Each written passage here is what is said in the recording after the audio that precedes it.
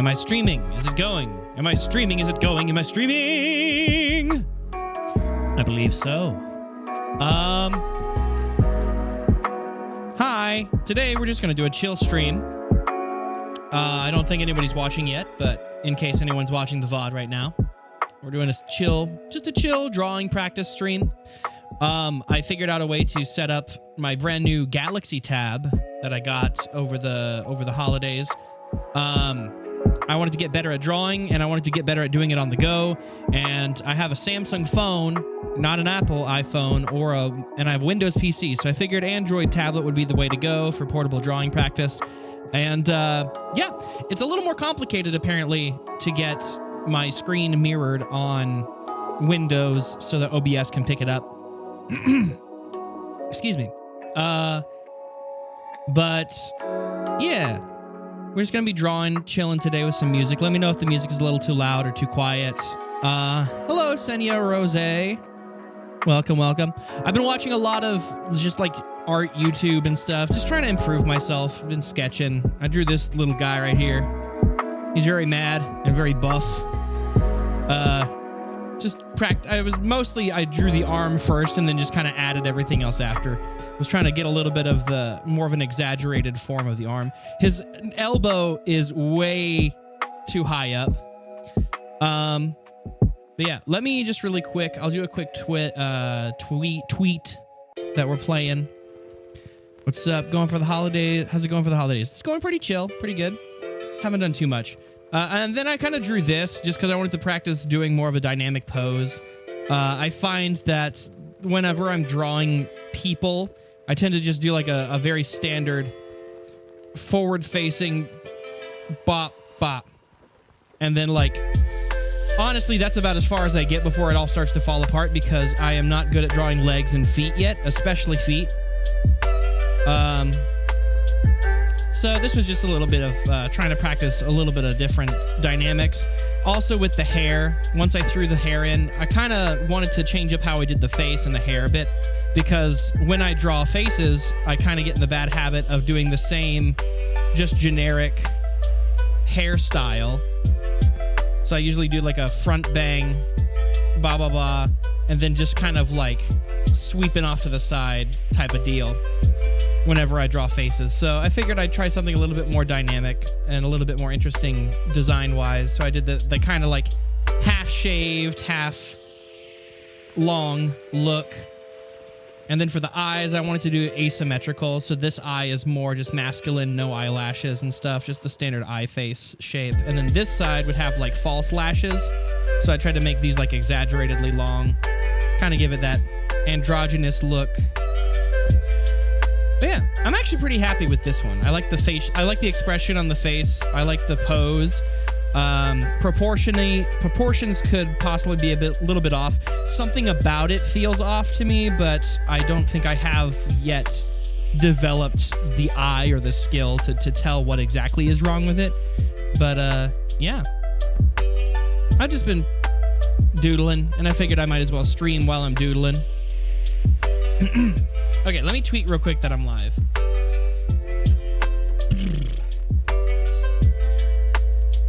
Let me see. Twitter.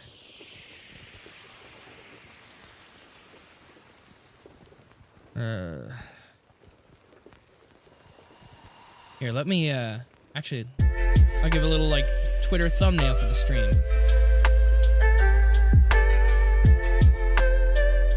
Oh, shoot. It's, like, screwing up I can't take a screenshot. Maybe if I move it to the other screen, it'll work better. Because I think my TV is set to HDR, which I need to turn off. 1 second. It is set to HDR. That's messing things up. And, yeah, apparently OBS doesn't like it when I do that. But you know what? It's fine now. That should fix the issue. It did. Here, let me get a screenshot of me talking. Okay.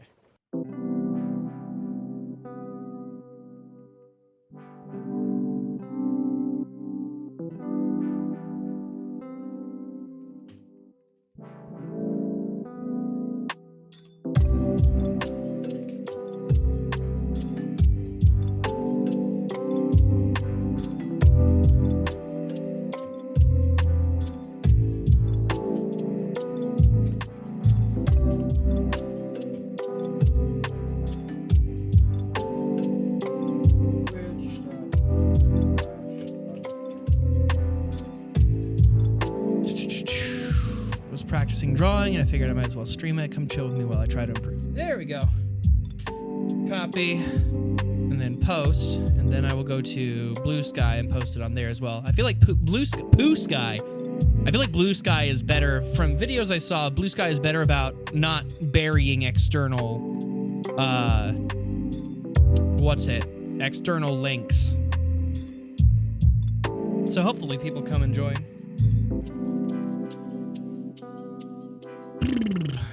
Okay, now to go back. Oh, shoot. Did I post it? Wait, what happened? Okay, I did.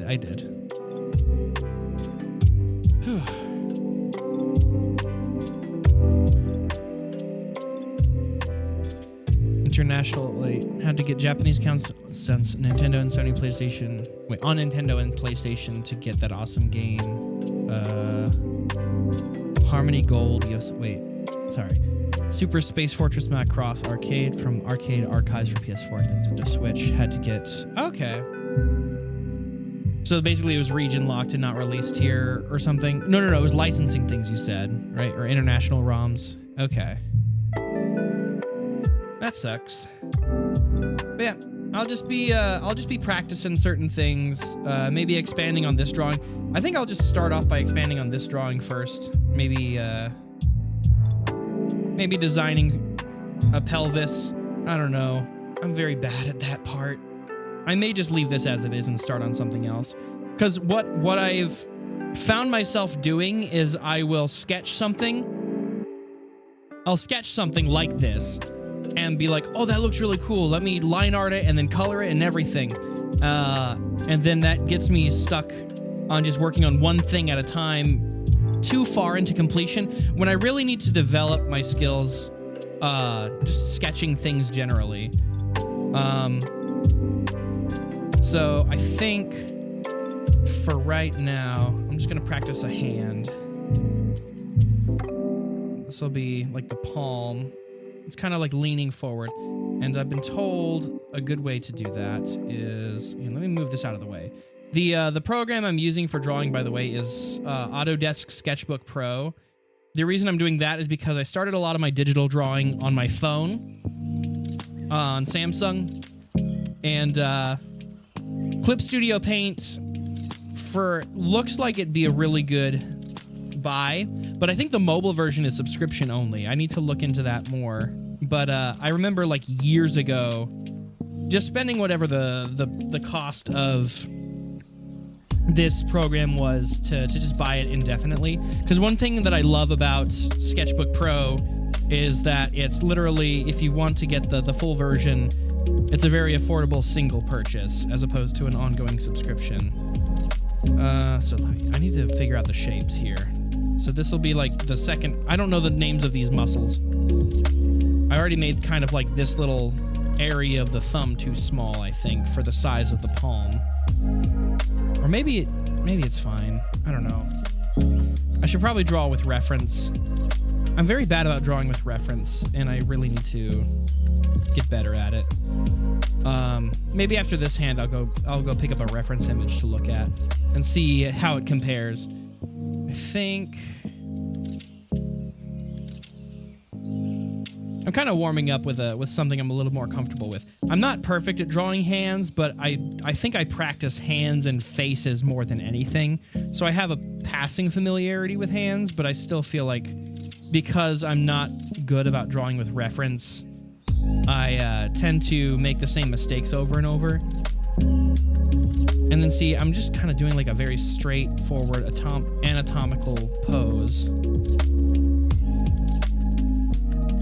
So let me see if I can't make this more interesting of a hand pose. So the pinky I already have starting way too high up. Part of the reason, and again, I also wanted to stream myself drawing is so I can just kind of talk out loud to myself as I practice, because I find that it makes it easier for me to actually think about what I'm doing when I'm explaining it, if that makes sense.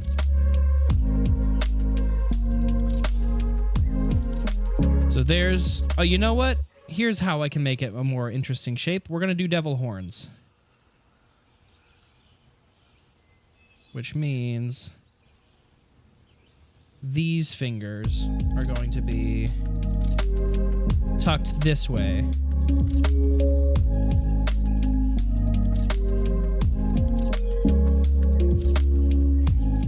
So what I'm going to do is just complete this sketch just from imagination and like memory of how a hand looks. And then I can just also just reference my own hand. And it is kind of making the shape I want. I do need to move the thumb entirely, actually.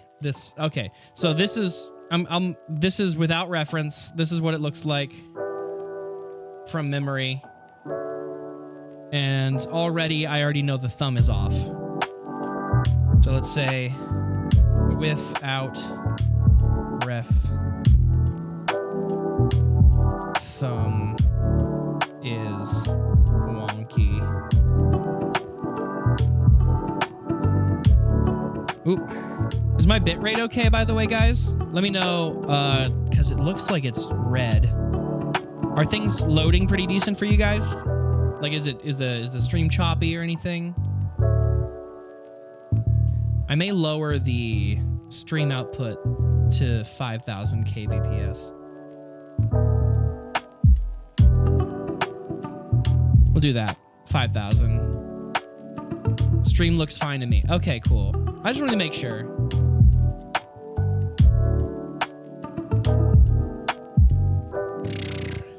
Hey. Beauty Simplicity and Senia Rose. Also, thanks for joining the chat for the first time, Senia. Senia? Is that how you say it? How did you find me? Are you followed on Twitter, or was this just like served to you on Twitch? Actually, you joined the stream before I even tweeted. How did you find me?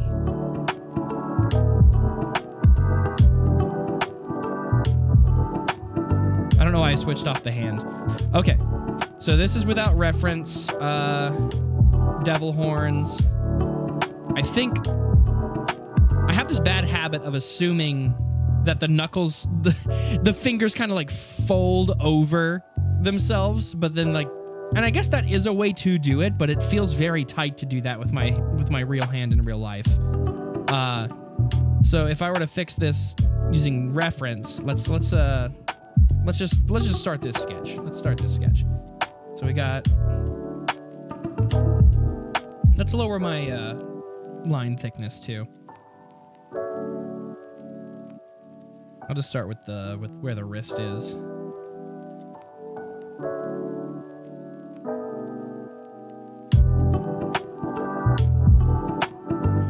Okay, so the palm is a little bit more turned in with the thumb than I thought in my brain.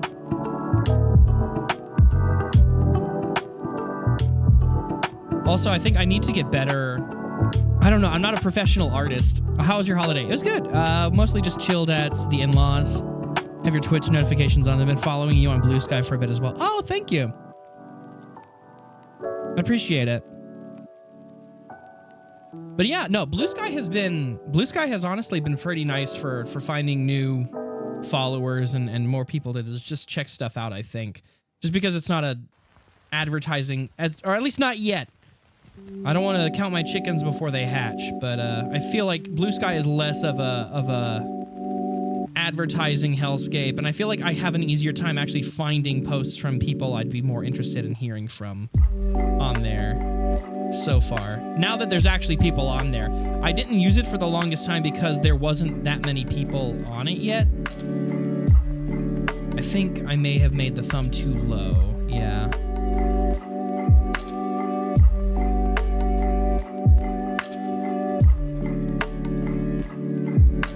It up here. And actually, we're going to do this. Oh, wait. I'm dumb. That just selected the entire layer. I should have made a new layer for this sketch. 1 second. We're going to make these. Oh, yeah. This is the thing I drew earlier. We're going to put these hands on their own layer, and then we're going to hide other stuff. Cut. paste. Let's hide this. And then this hand can be on its own layer so that I can adjust it independently.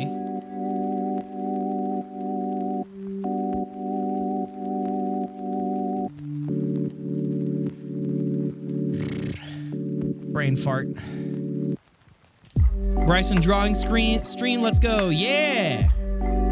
And yes, I pronounced your name correctly, but it's just Rose, not Rose. Oh, okay. I thought Rose because the 2 E's. Never mind. Extra E because Senya Rose wasn't available when I was picking my Twitch name. Oh, okay. Gotcha. Makes sense. Okay, now let's move this thumb. Lasso. Just slightly up. I'm gonna pose my hand in the more comfortable devil horns, where my middle and ring finger are extended instead of curled up.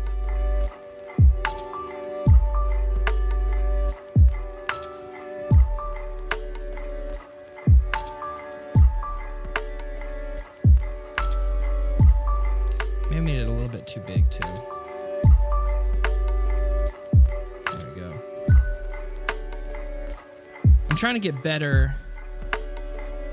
For those of you just joining, I'm generally just trying to get better at drawing using reference. And right now I'm just referencing my own real hand in real life. And this is more of a forward-facing thumb than a side profile. So let me just put the fingernail in there for my own personal point of reference. And it's not really bending that direction.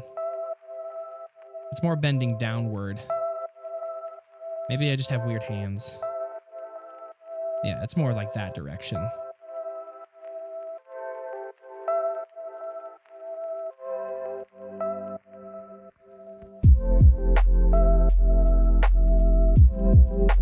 Hey, Shino Taku Geek.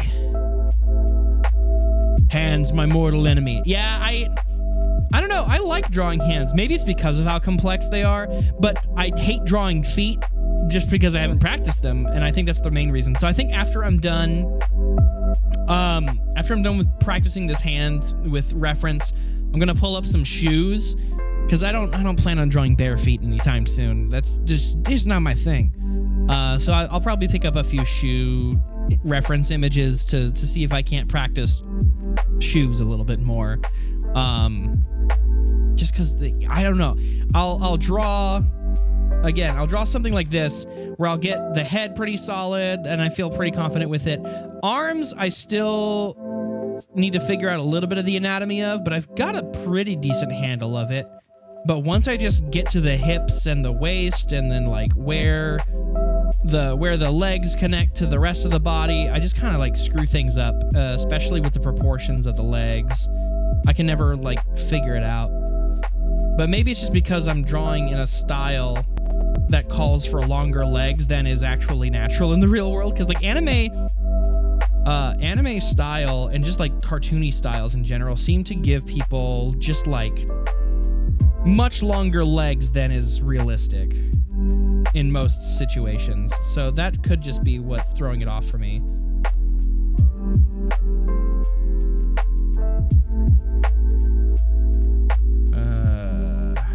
There we go. Oh shoot! DDX! Merry Holidays or something. Thanks for the sub, DDX. Kingdom Hearts shoes, lol. But you know what? Kingdom Hearts shoes, to be fair, I like the design. I don't know. I probably don't want to go Yaoi hands or original Yu-Gi-Oh hand size, but I like big hands and big feet in character design. Obviously, like you want to balance it out so it's not like ridiculous. But I don't know. I kind of like the vibe of big hands, big feet, oversized Kingdom Hearts shoes.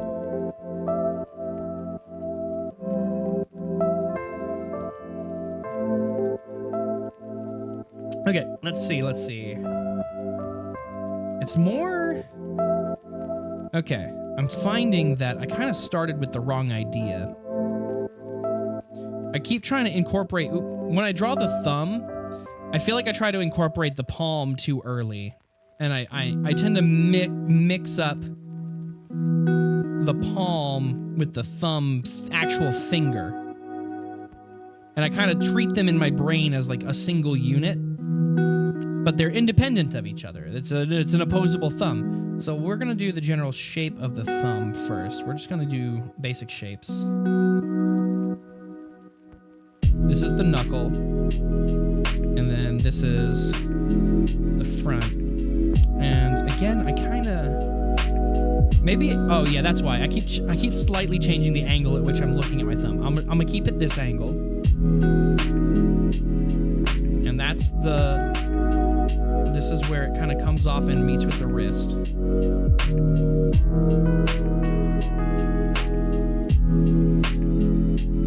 And then I think I made this too small. That's what's throwing off the balance to my eye on the drawing.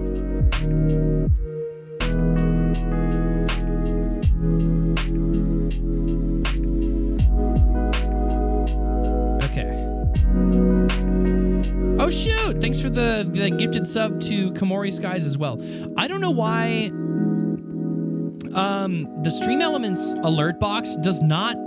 maybe it's because of the default alert box that I picked. I replaced my alert box a while back because I'd lost some of the assets for my old one. And for some reason, it doesn't treat gifted subs as subs, so it doesn't notify me when there's gifted subs. So it relies on me having to look up. I need to figure that out eventually.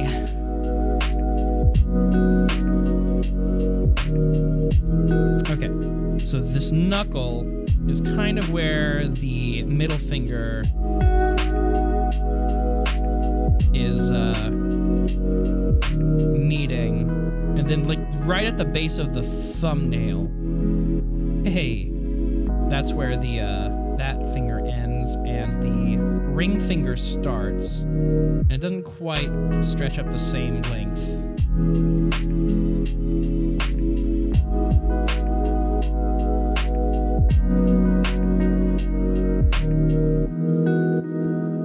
And this is about where the ring finger knuckle is.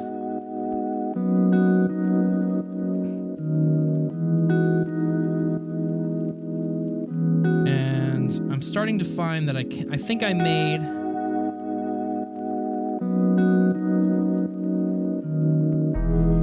I think I made the outside of the palm a little bit too far out for balance. I did. Let me adjust that.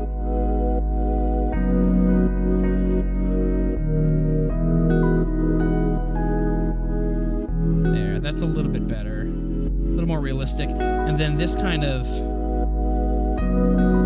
goes out a little bit more than I have here. And then I made these fingers too tall. So we're just going to take the top of these knuckles, move them down a bit. Oh shoot, thank you so much, Shenia Rose, for the sub. I really appreciate it. Thank you guys for joining me here on my my artistic journey. But yeah, recently, I've just been wanting to get into drawing more. And I feel like I used to draw all the time when I was a kid because my dad draws realism portraits. He would draw in pencil. He would usually draw just people in some sort of dynamic pose. Not really super dynamic, but just like doing something. And he also likes drawing animals.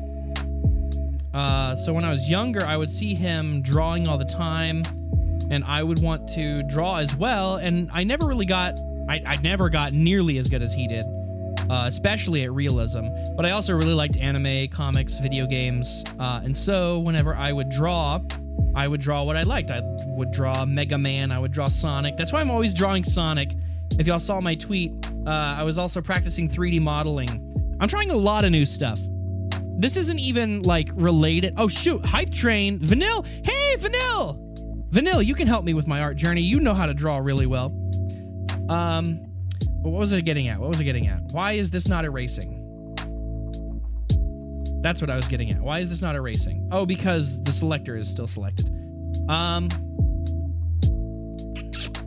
I forgot where I was at. Oh, I would just draw Sonic and Mega Man and just anime characters when I was younger, but I never really learned a lot of the fundamentals, and I never really practiced drawing realism like my dad did. I practiced a little bit, but only on certain things. Like I would practice drawing eyes constantly. I feel very confident in how I draw eyes, which is like pretty important. I think overall, especially for anime, but I think because I would draw so much anime and cartoon characters, it affected the level of which the level of realism I could actually just do from memory. Because there would always be some element of the way I draw the eye that just like screams, oh, this is kind of like a little bit anime style still. And I never really knew how to fix that, which is fine. I don't really plan on drawing anything super realistic or anything like that, but it would be nice to be able to improve in whatever aspects I can. It doesn't hurt to know the rules when breaking them. So this is the second knuckle. And this is the thing I run into with fingers when drawing hands. Like, and maybe this is just something that I'll learn over time to feel out in muscle memory better. Like this, I don't know about you, but this finger looks really long to me now that I've actually segmented it out. And I you know what? Looking at my hand right now, I can see exactly where it is. It's the middle knuckle, or the middle joint. So we're going to adjust that. I don't know if this is considered cheating, but it's what works for me whenever I'm trying to adjust my proportions. And I don't know if this is actually enabling the bad habit of drawing things wrong. I should probably actually be... What do you guys think? Should I... Artists in the chat, should I be erasing and redrawing or making these adjustments with the lasso like I've been doing? Because I think at the sketching stage, my understanding is it doesn't matter too much.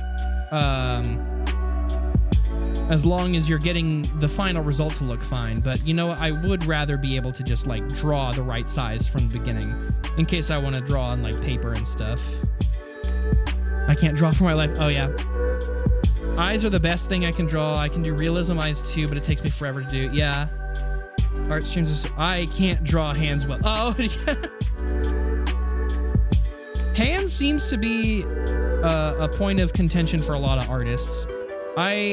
I can see why, but I just feel like the kinds of shapes and poses you can do with hands are so intriguing and interesting that they've always been, alongside eyes, like some of my favorite things to practice.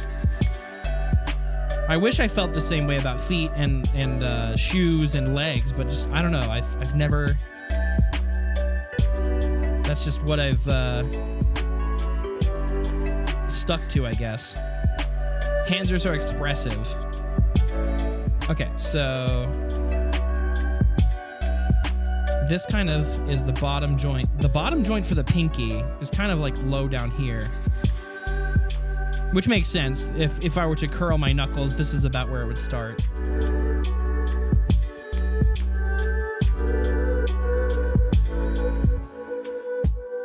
This looks like a long pinky, but you know, maybe this is just my hands. This is just the proportion of my hands. Because eyeballing it, my pinky doesn't look... It looks about a knuckle. You know what? I am drawing it too long still. My pinky to my eyes looks about a knuckle shorter than my ring finger. So the pinky should be stopping actually around here. So what am I messing up here? What am I messing up? So this is that knuckle.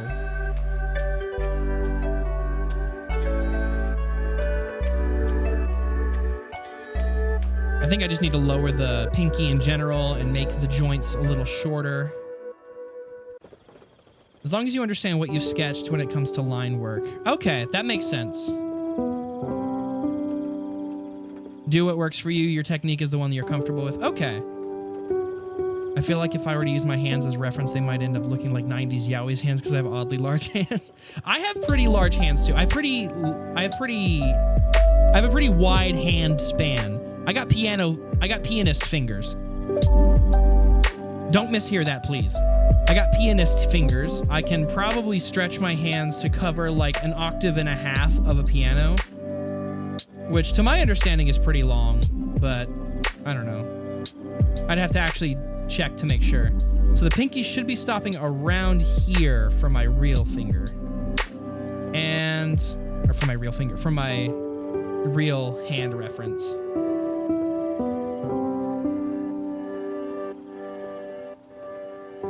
Okay. And this is already looking a lot better. I kind of want to fix something on the middle finger that I noticed is I have it, well, this is still just the general shape, but I need to bring in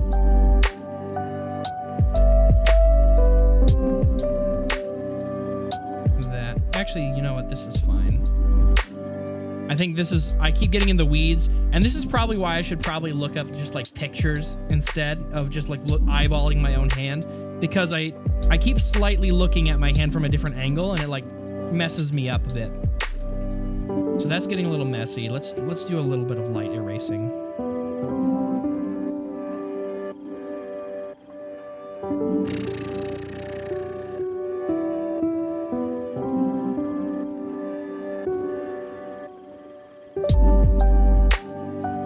Sketch looks good so far. Thank you. I appreciate it. Okay. Now I think I will go over it again and layer above. So already this looks way better than the hand without reference. Especially the thumb. That thumb is, I don't know what that thumb is doing. To be fair, I started off this sketch without a clear idea of what pose I was going to do. So I started with the thumb, and that's the thing. I feel like when I draw hands, I start with the thumb before anything else. And then just kind of move around there. So that may have been what screwed up that version. But this sketch already looks a lot better.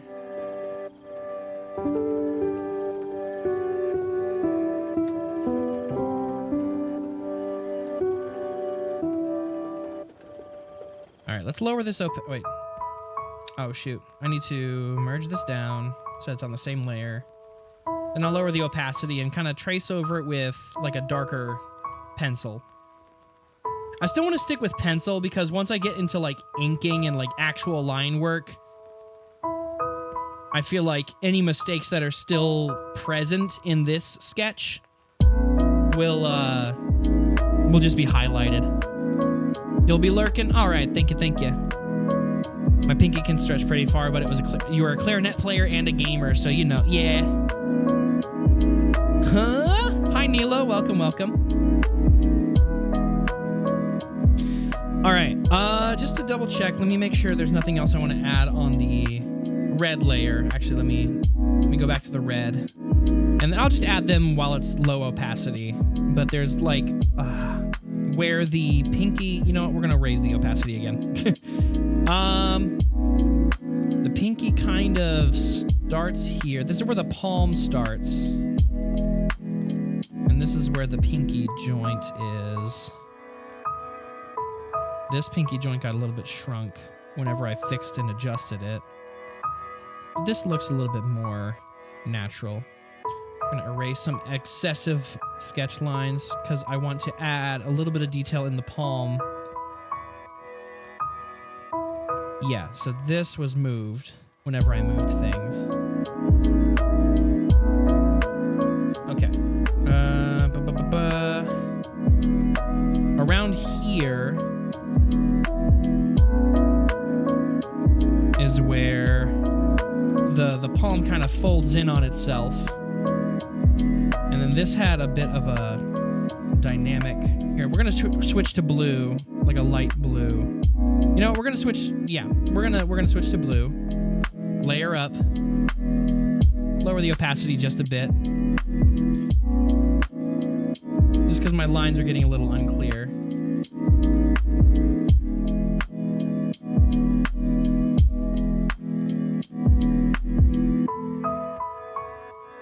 That's where it kind of folds a little bit.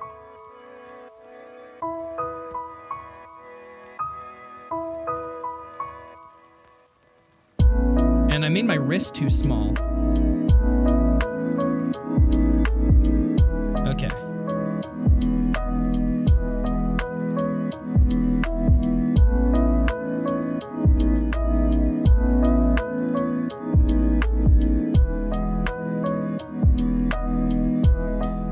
realism at least.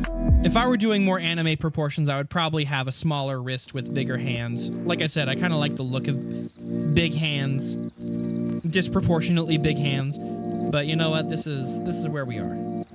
And this looks right.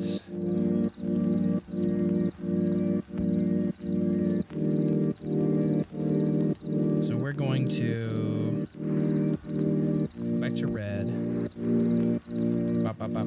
Make that red again. No, because then it blends in and I can't see it. All right, one more layer up. We're gonna go black. Maybe actually just like a really dark gray, since we're drawing with like a fake pencil. The thing with this pencil, this hard pencil, is I kind of want like a textured pencil. Let's do this pencil 1. Let's see, what's pencil 1 versus 2 versus 3? We'll try these out. 1. Oh, I don't like that. That's a little too grainy. 2. That's a little too soft, honestly. And it doesn't have... Okay, so this doesn't have directional. You know what? There's a different pencil tool here that's better. Let's go back to this one. Primary pencil. I like this one. P. Because if I tilt my stylus, I can do shading. And then if I'm more straight on, I can do line work. Yeah, we'll do this. But let's make sure... Because I don't want opacity to be too weak. Let's do...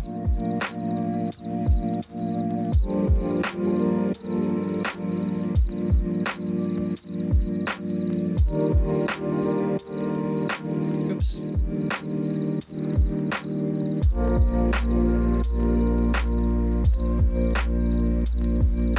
Okay, so that's more of a flow thing, I guess. So opacity will go back down. Flow with heavy pressure.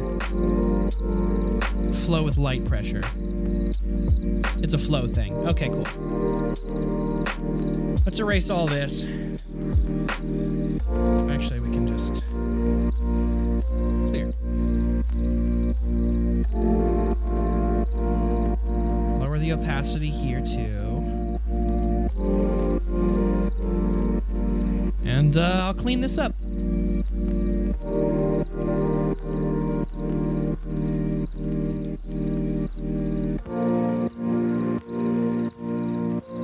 One second.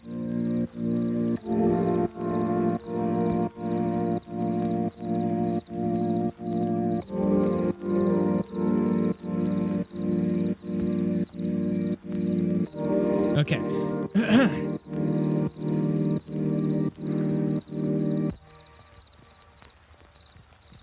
Oh, that's another thing I wanted to add, actually, real quick. 1 second. Sorry. I keep doing things. Right here. I got kind of like... Oh, what is happening? Oh, transparency lock, that's why. This kind of follows through and goes like up here.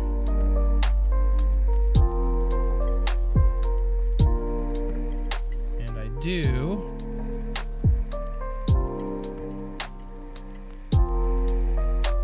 There we go. Although this is supposed to terminate before I even get to the finger. So that's not it.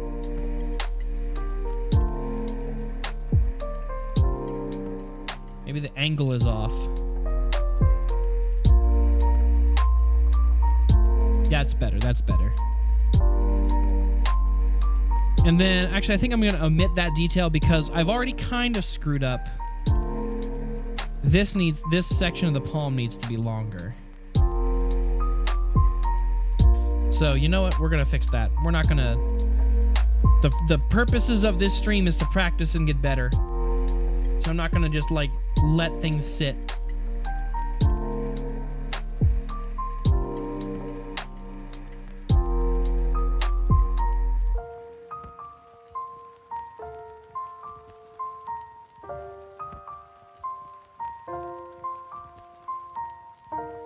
There we go. That's better.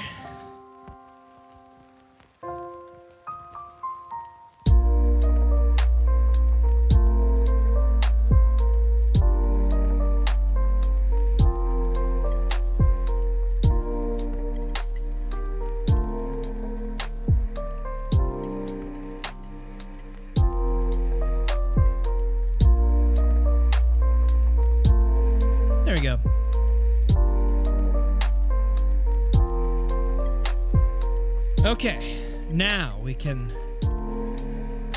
sketch in a darker color.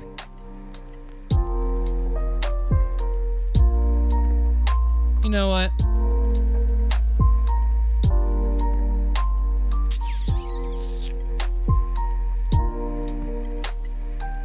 Let's do tattoo inker. I like tattoo inker. It's got texture,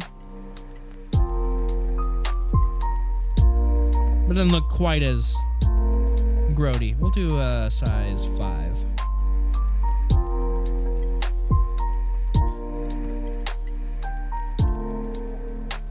Hello, Joro. Hello. How's it going?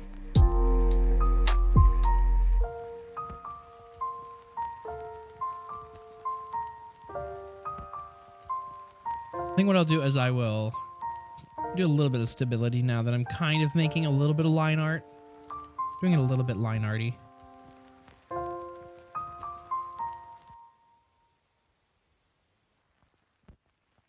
So there is like just the slightest hint of actual overlap here. Never mind, we're going to turn off the stability.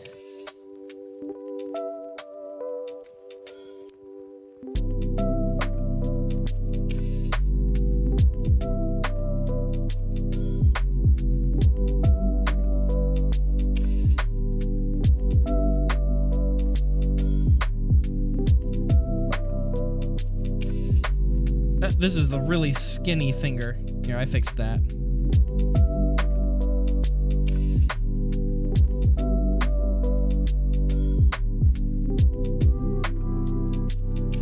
And the top of the index finger is a little bit long in the red sketch, so I'm just gonna fix that.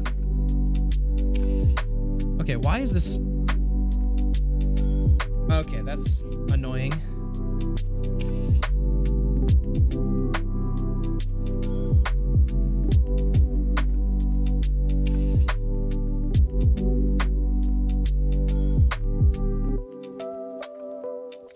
Never mind.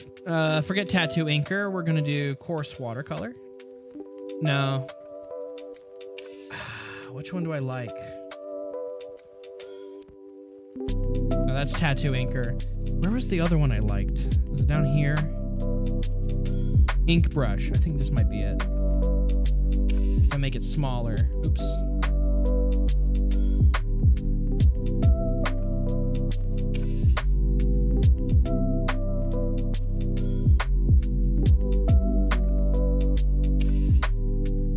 Better. With tattoo inker, if the pressure was too light, it just was not drawing it for some reason.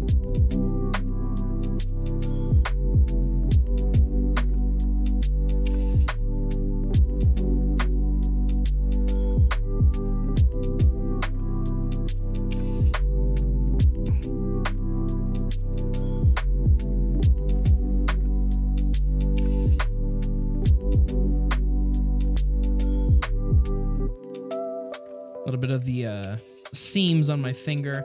My seams are a little bit, I don't know if it's just because of my life, but I feel like my finger seams are very noticeable.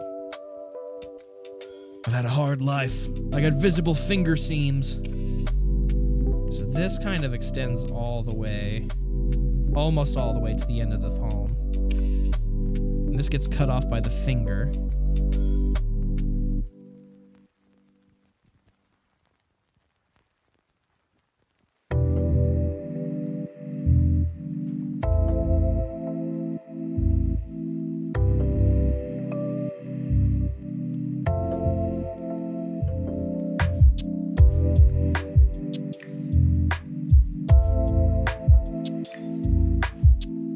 This kind of goes almost all the way up to... Oh, that's not light. That's not right.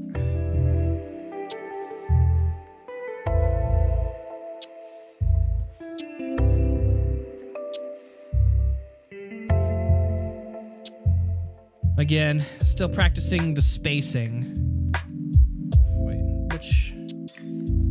Did this eraser? It's the hard eraser. I don't know...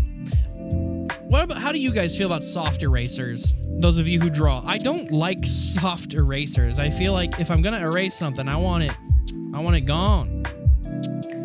Maybe if I was doing shading and stuff, like, maybe I'll try a little bit of shading on this here in a bit. But like, I feel like when I'm like wanting to erase something, I just want it get out of there.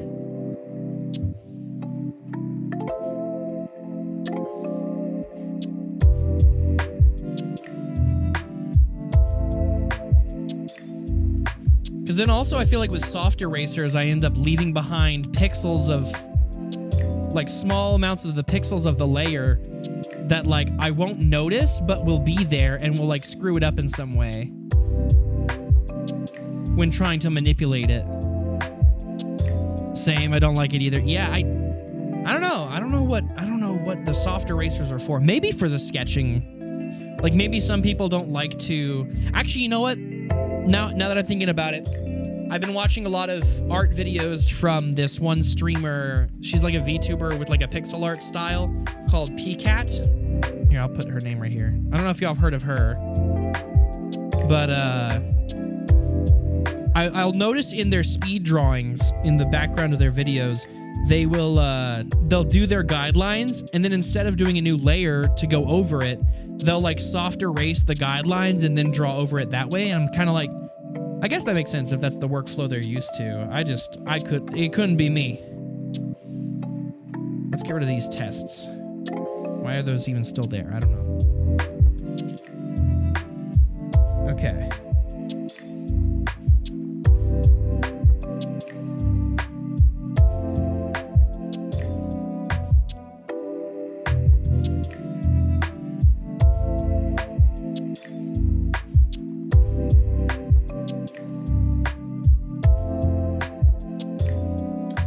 So that actually is more, it gets stuck, it gets caught here, and then the top knuckle overtakes it.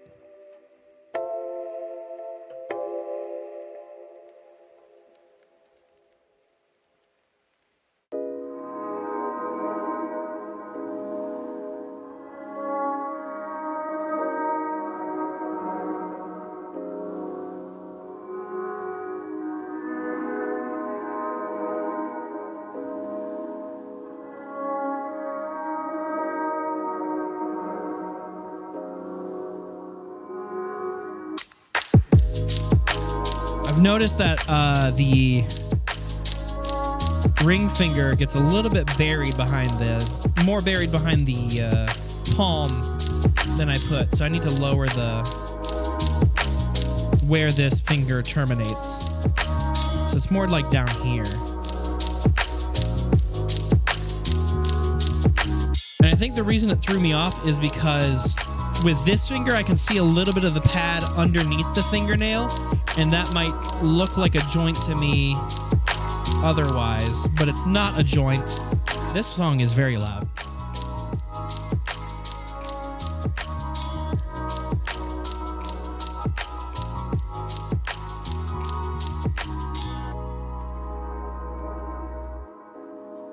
Okay, so there's the fingernail for the ring finger.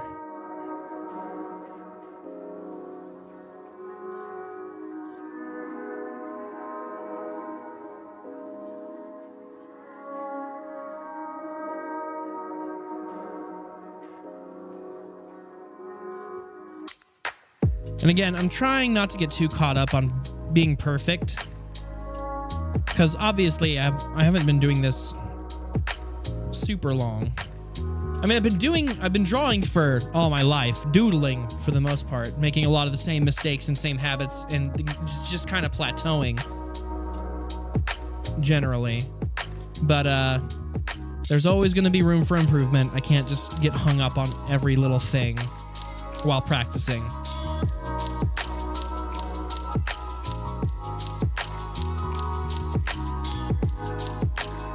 See, like this looks wrong. This looks wrong.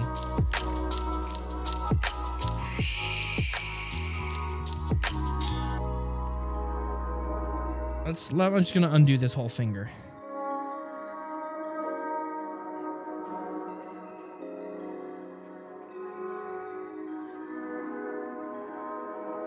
I can't get hung up on perfectionism. I'm always gonna have room to improve. But Also, if I notice something egregiously wrong, I'm not going to ignore it.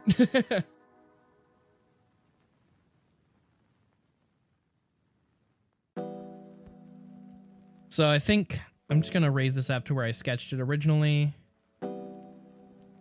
because there may have just been a fundamental issue with the proportion and placement or measurement of where I put the finger in that sketch. That makes it look off when I try to retroactively fix it.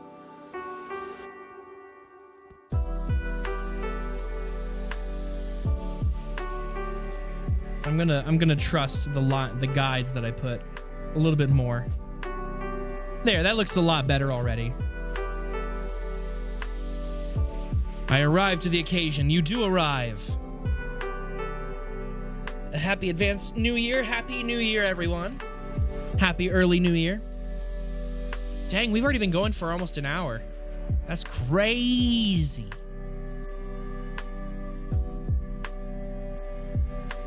Hope you are all having a lovely time.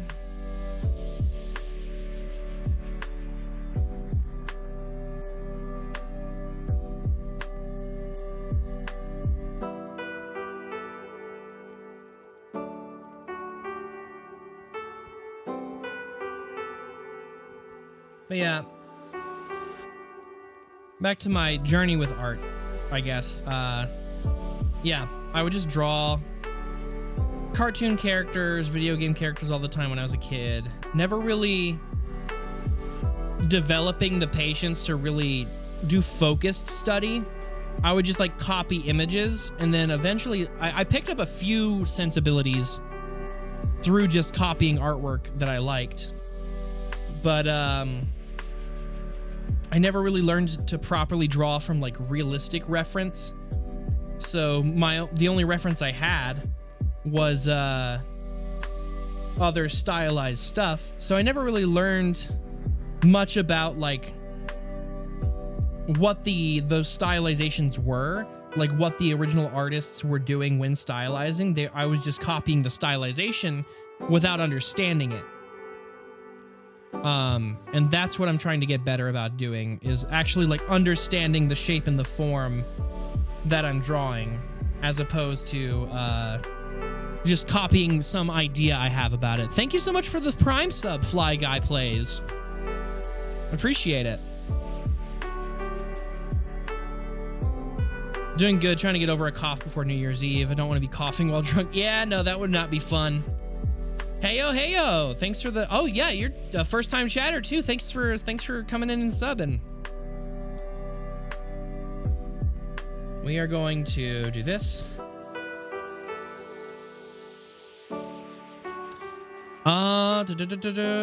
And then I already noticed that in this section of the palm was not supposed to be going out like I drew it just then.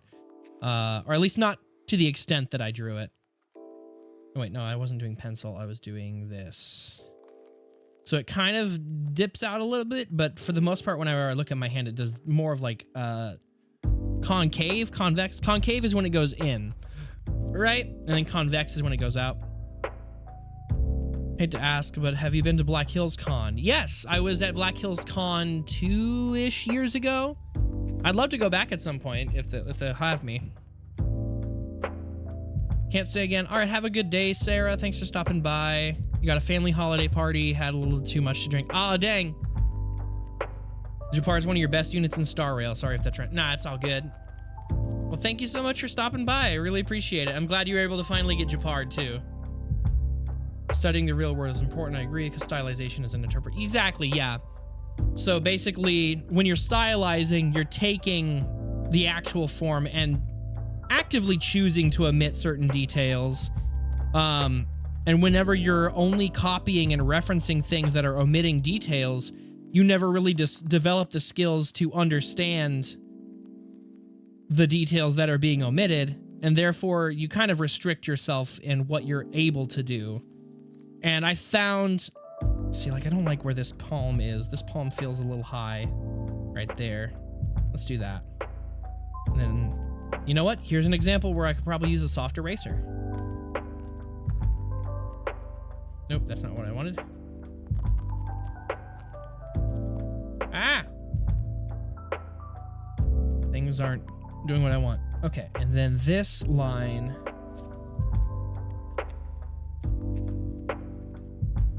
Was there. Let's get rid of the underlying guides. And see, without the guides, something about it doesn't feel right. Oh, I didn't add the thumbnail for one.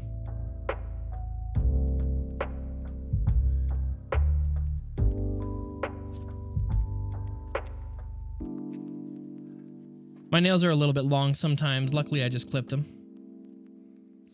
And then I forgot to add the knuckle lines for my knuckle.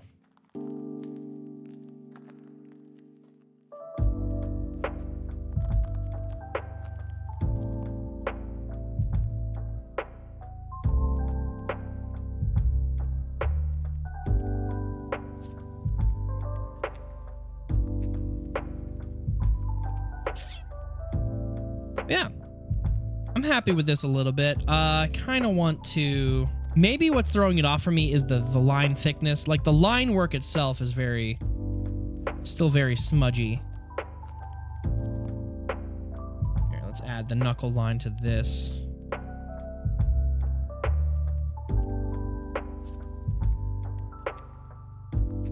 Maybe it's just the brush I chose. It looks a little bit too smudgy. But now I can just go, I'll just trace over it again with the same brush to kind of make a more committed look to it.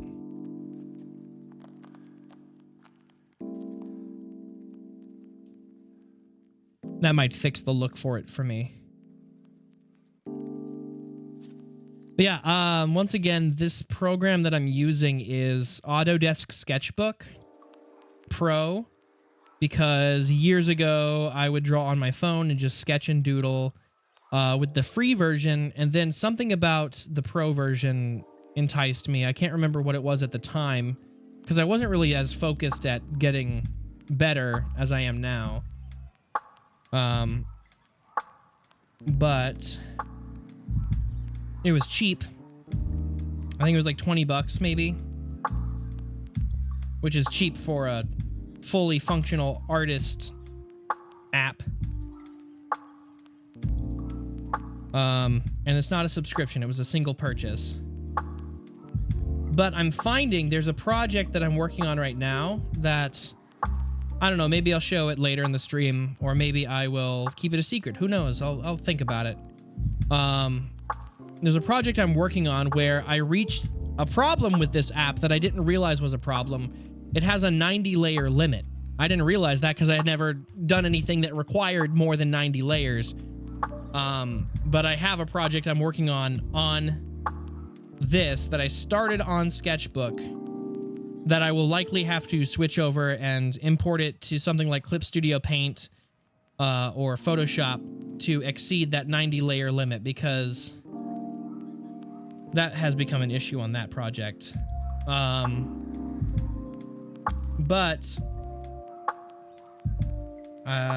Yeah, I still need to figure it out.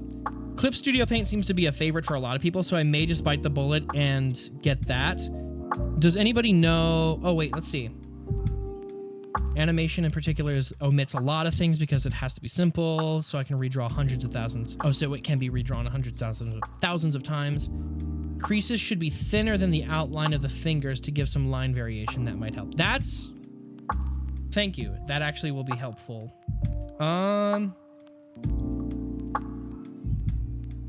Okay, so then let me figure out a good way. Let's do... Let me think. I'll thin out... What did I last do? Let's undo. Oh, I was working on this. So let's keep that crease pretty thin. Yeah, let's keep the details thin. Actually, I liked that little thing I added to the thumbnail. Just the little, I don't know what that's called. That part of the thumbnail. Always happy to help. Well, thank you, Pinky. So are you a casual artist as well, or have you been doing artwork for a while too? I'm not familiar. I'm realizing I don't know how many people in my community are artists as well, because I know Vanille draws. very well. Oh, you're a professional. Oh, shoot. Dang. Well, thank you. Thank you for your input. Are you working towards animation or more illustration? Graduating from college soon. My girlfriend uses Procreate and Paint Tool Sci. I remember Paint Tool Sci. I used to have that for Windows. Does Paint Tool Sci have a mobile version? Because I'm drawing, I'm capturing my, this is me capturing my Samsung Galaxy Tab because I couldn't figure out an effective way to use it as a Windows tablet. At least not before starting the stream today.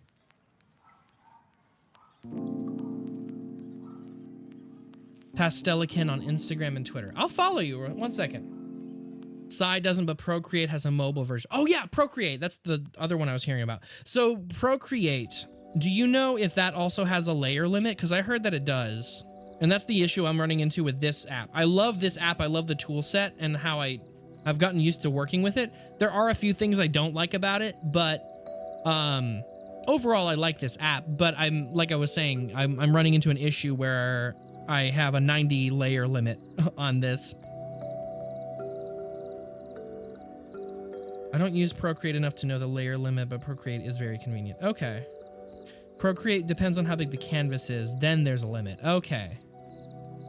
But if you want to transfer files, it can corrupt easy. Oh. Beauty and simplicity, you're off. Doing great. Oh, thank you. Happy New Year. I hope you have a great weekend. Weekend, it's, well, I said the weekend part. I don't know why. Oh, I guess it's still Sunday. I hope you have a good rest of your weekend. Have a good night. Thanks for stopping by. Pasteliquine. Is it Pasteliquine or Quinn? Pasteliquine.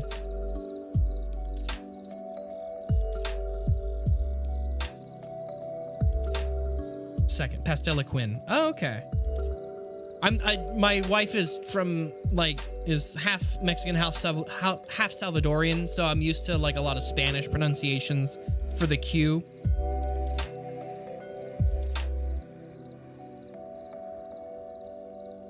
Oh, like Harley, like Quinn, like, okay, I see.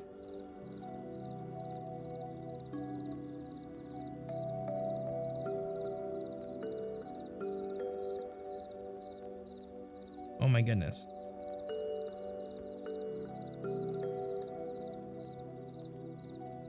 Oh, cool. Great work. I'm gonna follow you on Instagram. I need to follow more artists just so I can study more. For Procreate, it really depends on how big the canvas is for limits. Okay. Oh, 500 by 500 is over 500 layers. Okay. I can look into that then. Once I'm done with this stream, I'll look into Procreate as a viable second option, because I've heard the name around.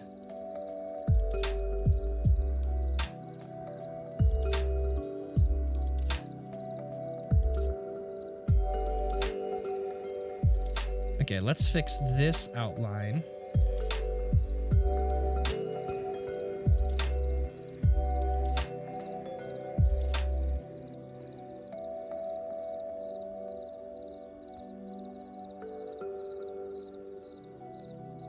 Sometimes I can't tell if the way that I draw fingers, when I'm doing like detailed fingers, like when I'm doing simplified fingers, I tend to do the thing that a lot of people do, where I actually simplify it to 2 joints, where it's just kind of like 2 tubes. Probably not that long, but you get the idea. So when I do detailed fingers like this, I can never tell. Maybe it's just a width thing. Like, you know, actually now that I zoom out, these look like a solid width. They just look like meaty. But I also have fat fingers, so makes sense. But I feel like whenever I draw fingers really detailed like this, they either come out looking really bony and like a skeleton almost, or sausagey. And maybe that's just how hands are in realism. And I'm too used to seeing cartoony fingers. I don't like that line art. I'm gonna undo all of that.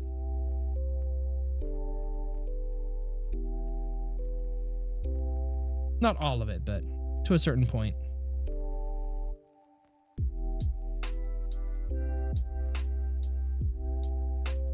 Okay.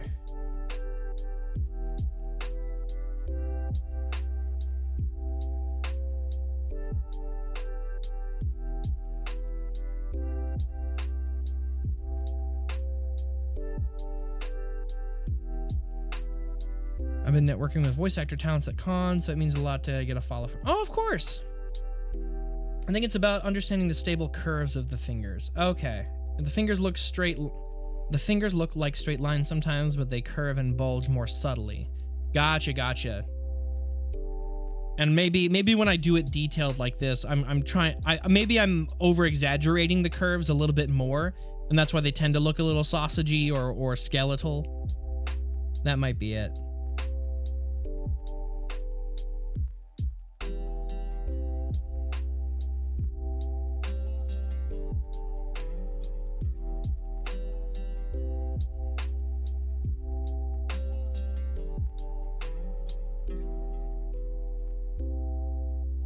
Okay, so now we're going to actually, you know what?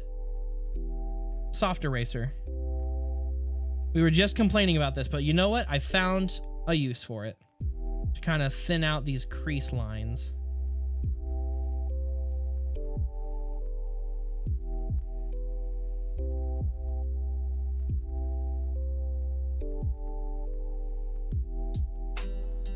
And then I'll just kind of trace over it to make them more... I'll trace over them with a thinner brush to make them more confidently drawn. And then there will be just like the slightest hint of like a shading to it because of the soft erase. You know what? We make discoveries in the stream. And this is why I find it hard. I'm going into deeper conversations about speaking authoritatively about anything. I feel like this is why I find it hard to speak authoritatively on anything, is because I'm such an open-minded person, or at least I try to be, with everything. So whenever I'm like making a judgment about something like soft erasers, being like, oh man, who could use this? Who could ever find a use for this? Immediately I can find reasons why they would use it. And then I'm like, well, if I can feel so strongly about something so small and then immediately find a reason why my initial views were wrong, how can that extrapolate to wider issues? And so I feel like it's hard for me to really speak with authority on any given topic, even ones that I feel like I fully understand pretty well. Like, I feel like there's always so many different perspectives to any given issue or topic or idea that, like, it's hard for me to say, this is how it is, this is how it should be, etc. Because at the back of my mind, there's always the idea of, well, that's just your, like, perspective, man. I guess the erasers are also for certain lines. As someone who draws with really hard lines and line weight, I just prefer using hard erasers along with it. That makes sense too.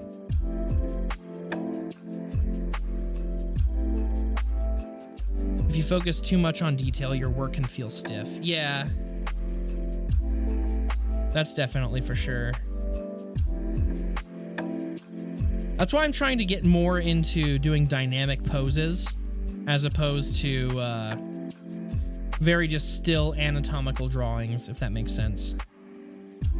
Okay, we'll do a hard eraser for this. Oh, that's the smallest I can make it.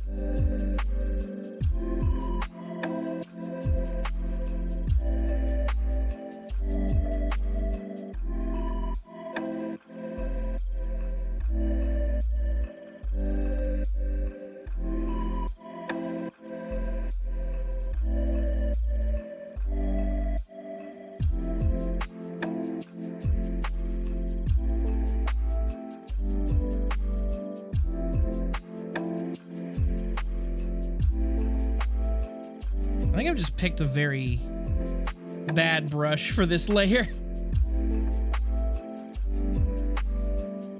Like, I started off being like, oh, I wanted to kind of have that pencil look, but then it eventually just started to become a line art layer.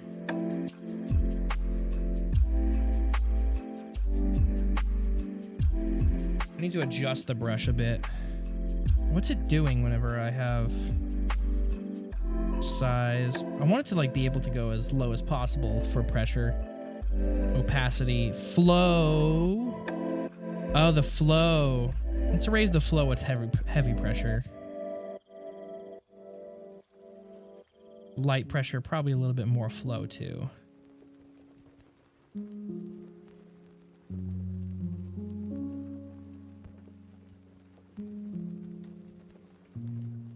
Okay, yeah, I want max flow for heavy pressure. And then we'll do like 70. I'm like you, I like hard lines. I'm always flipping the canvas horizontally, sometimes vertically if the piece with dynamic composition. Yeah, that's what I've heard is a good trick to use to locate mistakes, is to flip your canvas.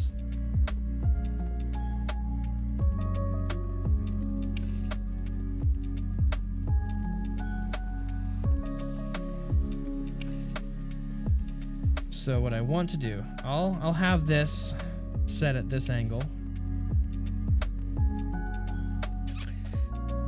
I'm not liking, I may just omit this crease, or at least omit some of the detail of this crease. I keep tapping the wrong thing. Okay, let's do this.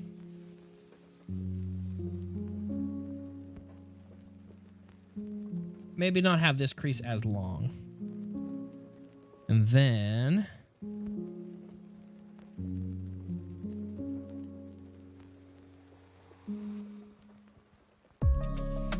make sure that's the primary crease before going back over.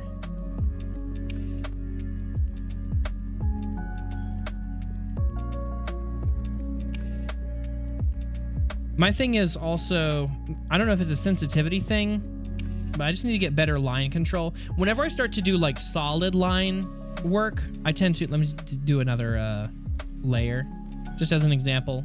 I'll lower the opacity. I like this stabilization. I'll set it to like 60. And I can do clean lines by having it start here, and then it will trail behind. Oh, wrong layer. It'll trail behind, so why is it not going on the right layer? Go on this layer. Trail behind, and I feel like I can better adjust the smoothness of these lines while doing this. I don't know if that's cheating or not, but that's what I've been doing for line art. Stabilization and smoothing, my beloved, yes!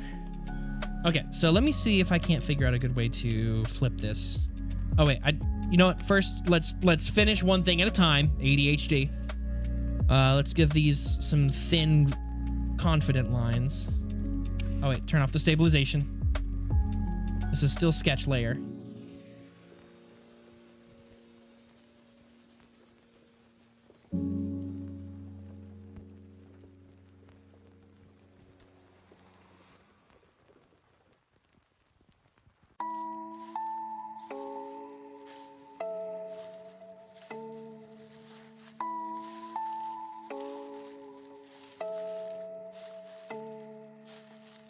Okay, and then I keep doing that. Okay.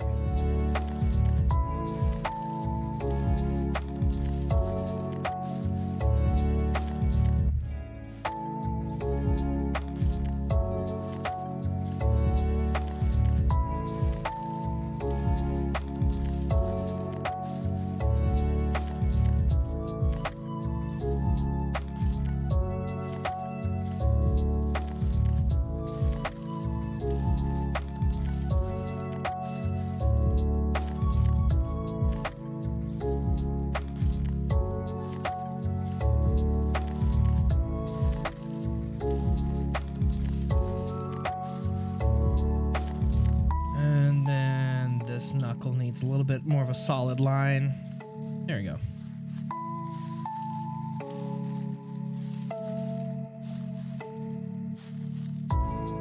There. I'm pretty happy with that. Let's flip it. See if I notice anything that stands out. Wait, that's the symmetry. How do I flip the canvas? I'll just flip the layer.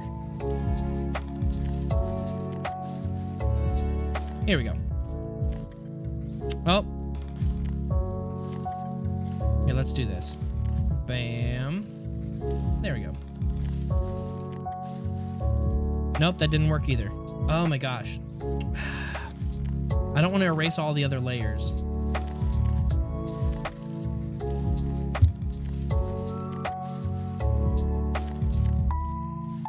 Definitely not cheating. If the tool's there, use it. Yeah, that makes sense. I agree. Okay. Maybe I screwed something up. Let's try this.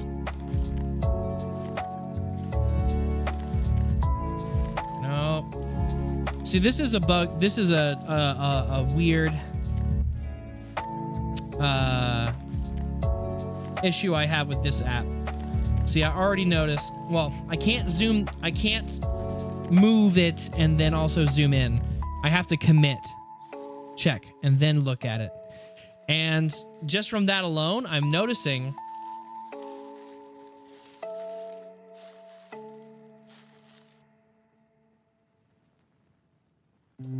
that I kind of want to... No, I like the proportion of all the other fingers, but the pinky... Maybe not the pinky. I think it's just the index finger. Nah, if I shrink the index finger, the pinky will look really weird too. I think what I will do is first move this crease in just a little bit so that it doesn't get included in what I'm about to do.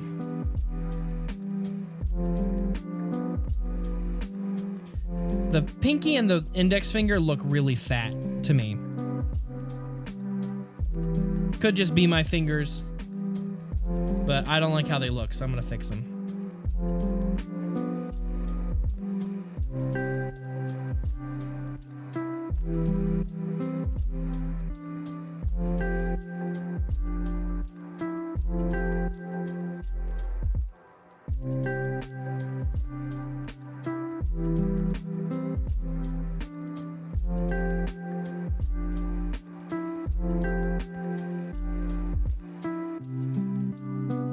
That already looks way better to me, to my eyes.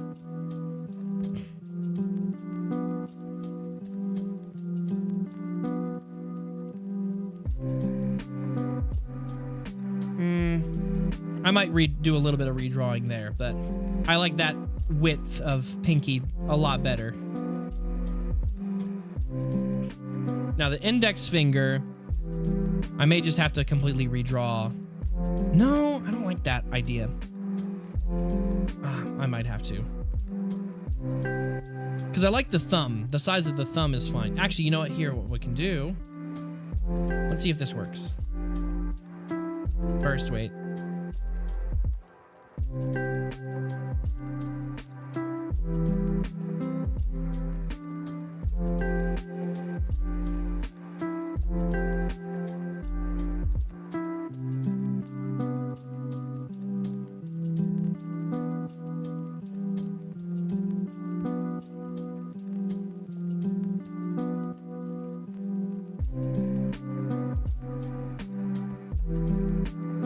Let's try this.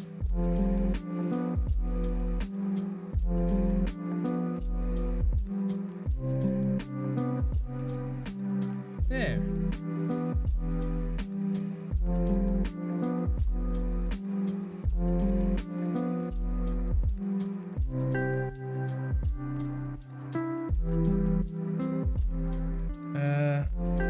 That didn't quite get it for me. Let's try it one more time, but I think I'm on the right track. I think I can get that.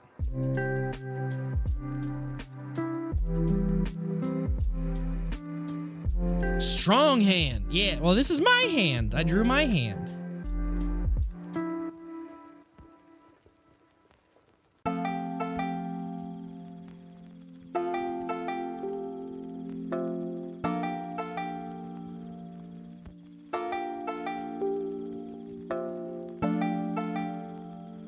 You know what? Actually, what I'm going to do is lasso the whole finger, and we'll warp it that way.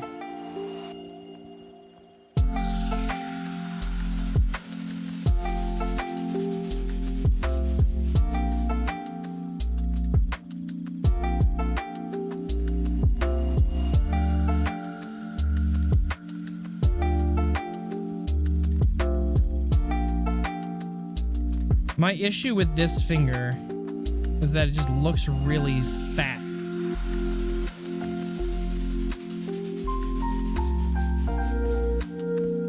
But okay, let's flip it back over.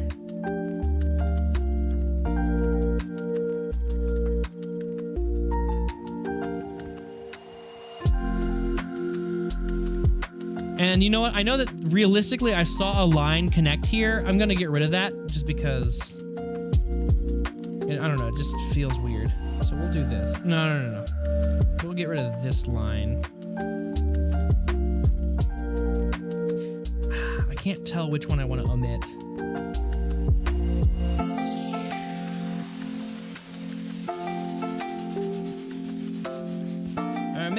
Maybe the crease was just too thick and it looked weird because of that.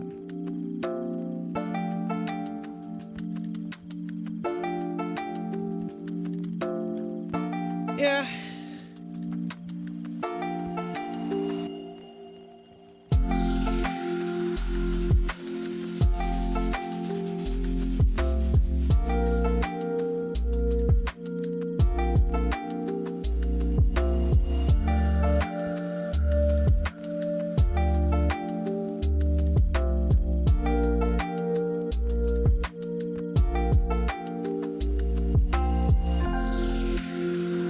Go.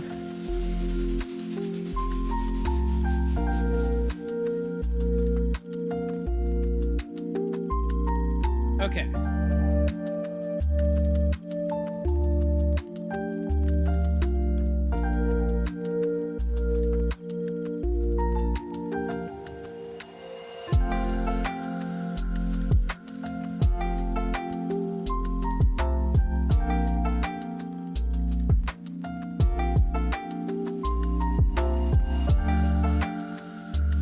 Now that better fits the actual hand. Okay. I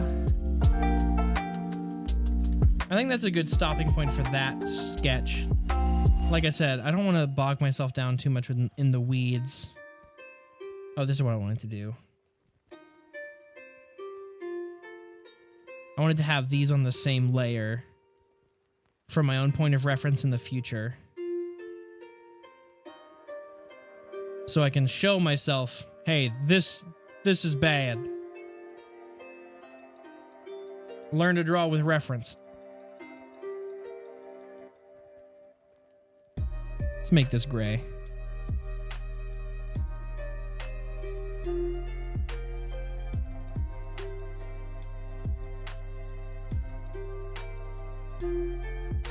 Already, I think that's a marked improvement.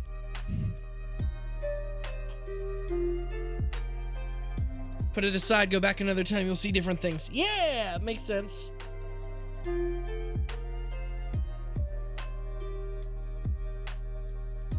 Sometimes I find myself doing this hand position and comparing it to the drawing. Yeah, that's what I was doing when sketching it out. Once I started going into line art, I stopped doing it as much. But I was doing the pose with my hand to try and get most of the shapes. And see, I'm already finding that I want to kind of add. There's like a little chunk of this. It's a little bit higher up. It's more like here. Ah, dang it.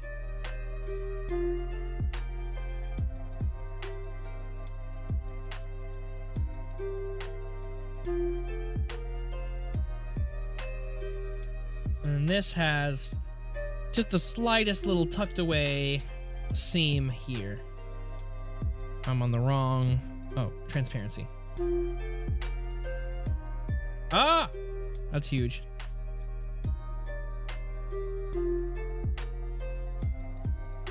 There.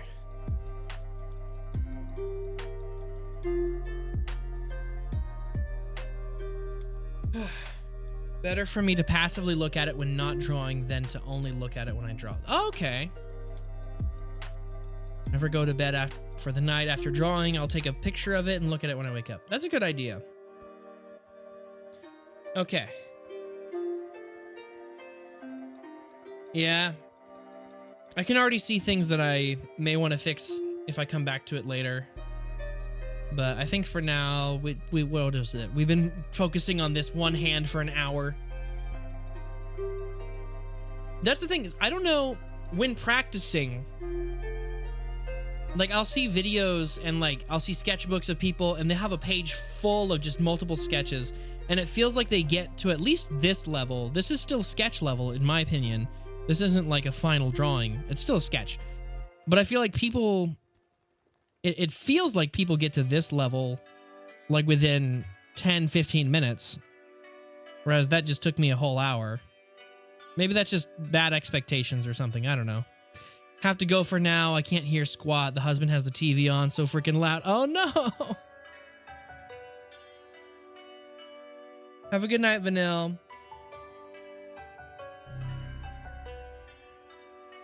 Thorfinn Test. Welcome, Thorfinn Test.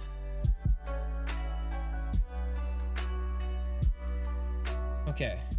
We're gonna move on to something else and choose a different brush. We're gonna do the this pen. I like this pen. Let's go over here.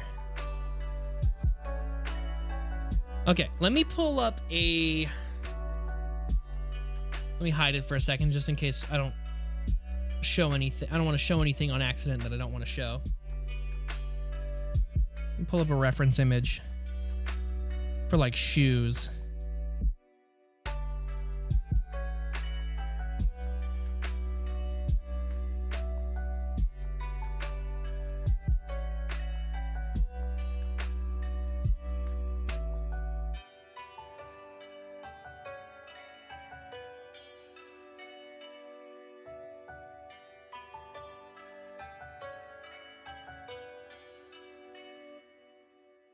Oh wait, I'm not in the images tab. Go to images.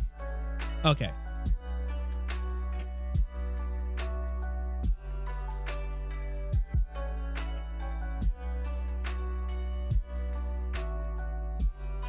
Oh my goodness.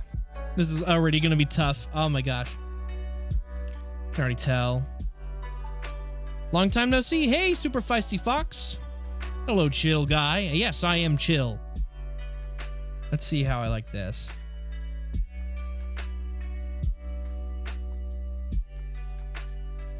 So this is cartoon shoes. Here, I'll unhide it so y'all can see what I'm talking about. This Tumblr, I found this. They've got like, this is still stylized shoes as opposed to real shoes. But I'm debating on if I want to go for broke and try a realistic shoe for reference, or if I should also just kind of practice with stylized shoes as well. But I don't know. I'm debating. I put shoe reference for art, but all of them are stylized already. So maybe I'll just look up shoes.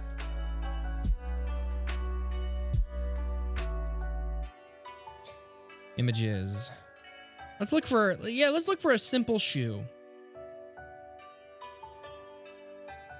And I want to do a 3/4 angle because that's where I struggle most, I feel. Let's do this. Let's do this. I like this because it's in somebody's leg, or somebody's leg is going into it, and I can kind of practice where the ankle is. And the design of the shoe is simple enough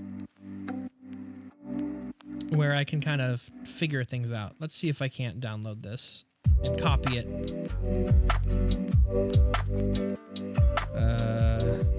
Download image. Okay. And then I can import image. Oh, wait. Don't look at all my pictures. I don't really have anything other than art pictures on here, but just in case. Oh, yeah. It's all just art pictures, but here we go. Nice. Okay.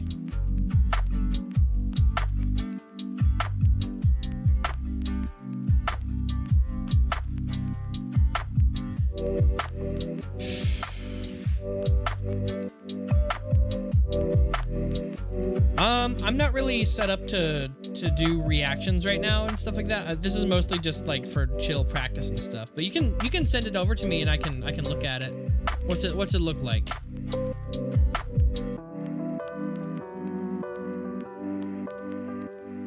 Is it like a full-on animation or is it like a small thing? Because I'm trying to do more like a focused practice as opposed to getting too tied up in tangents and stuff. You can just link it here if you want. Okay. 2 seconds. Oh, okay, then yeah, no worries.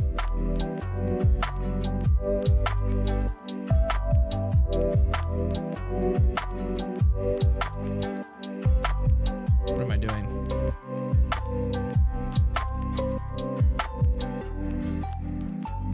I am tracing just to get a general idea. I'm gonna trace over it just to learn like just the form and shapes of it, but I'm gonna loosely trace it just to get an idea, and then I will pull it off to the side and try to freehand it with it off to the side as a reference. That's the ankle.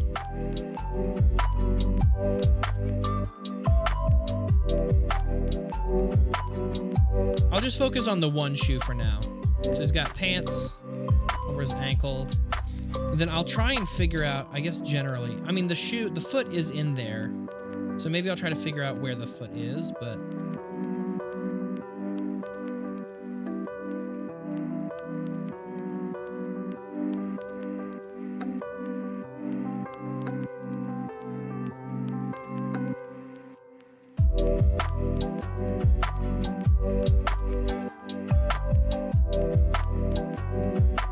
I imagine the foot is mostly in here.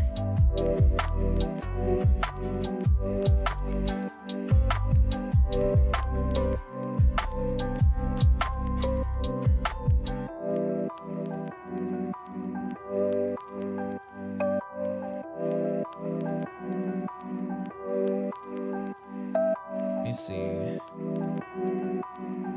Oh, it's a GIF. Okay. Oh, nice. No, it looks really cool. The explosion. He's like a powered up guy. That looks so cool. Let me see if I can't show it real quick. There, I gotta hide this. You can see it. Nice.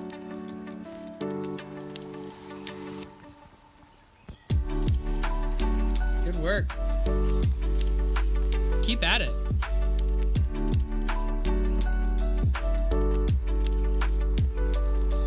Okay. You know what? I'll do both. I'll do both feet.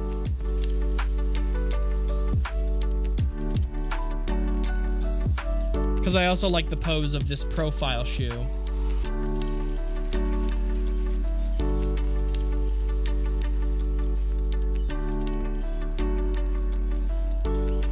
So this will just be like a traced layer.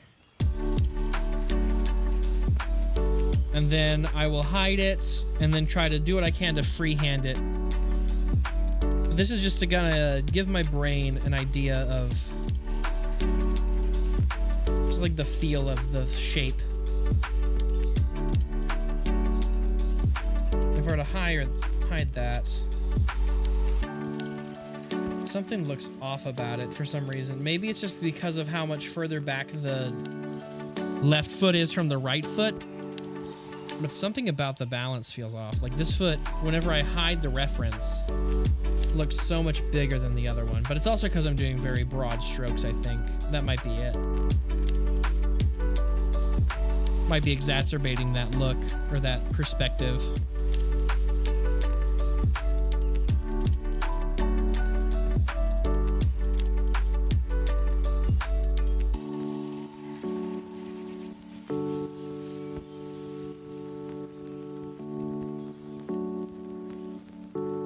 Was that dimple? No, yeah, the animation in Mob is crazy. Oh, is that from Mob Psycho? I haven't watched that one.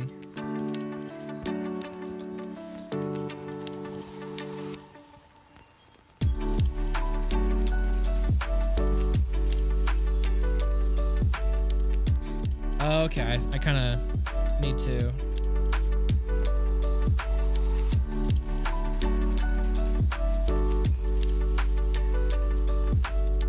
I'll do this again.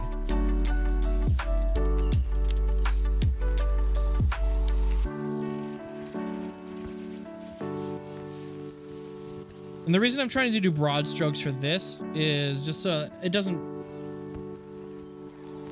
it's not tracing like too closely. I don't know. Something about this just feels better to do with broad strokes just for the shape of it. Oh, but that's a little too big.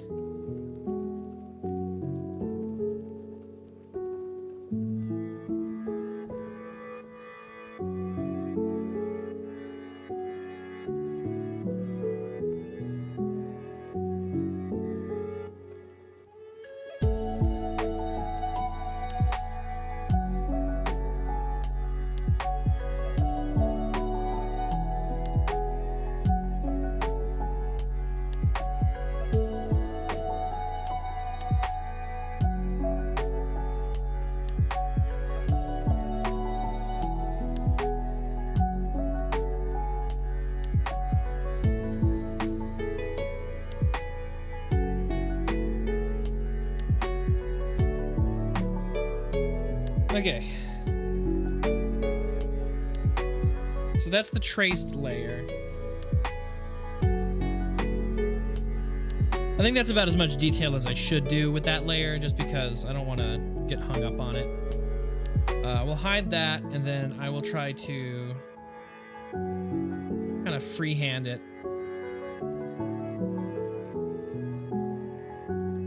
There we go.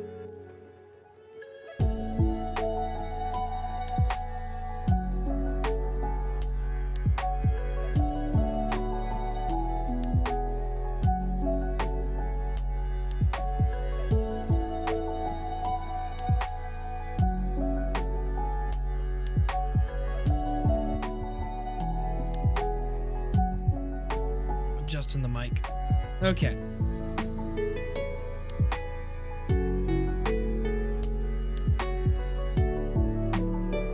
I saw the Sonic 3 movie. It's good. I had a lot of fun with it. I would say it's the best of the live action Sonics, to be honest.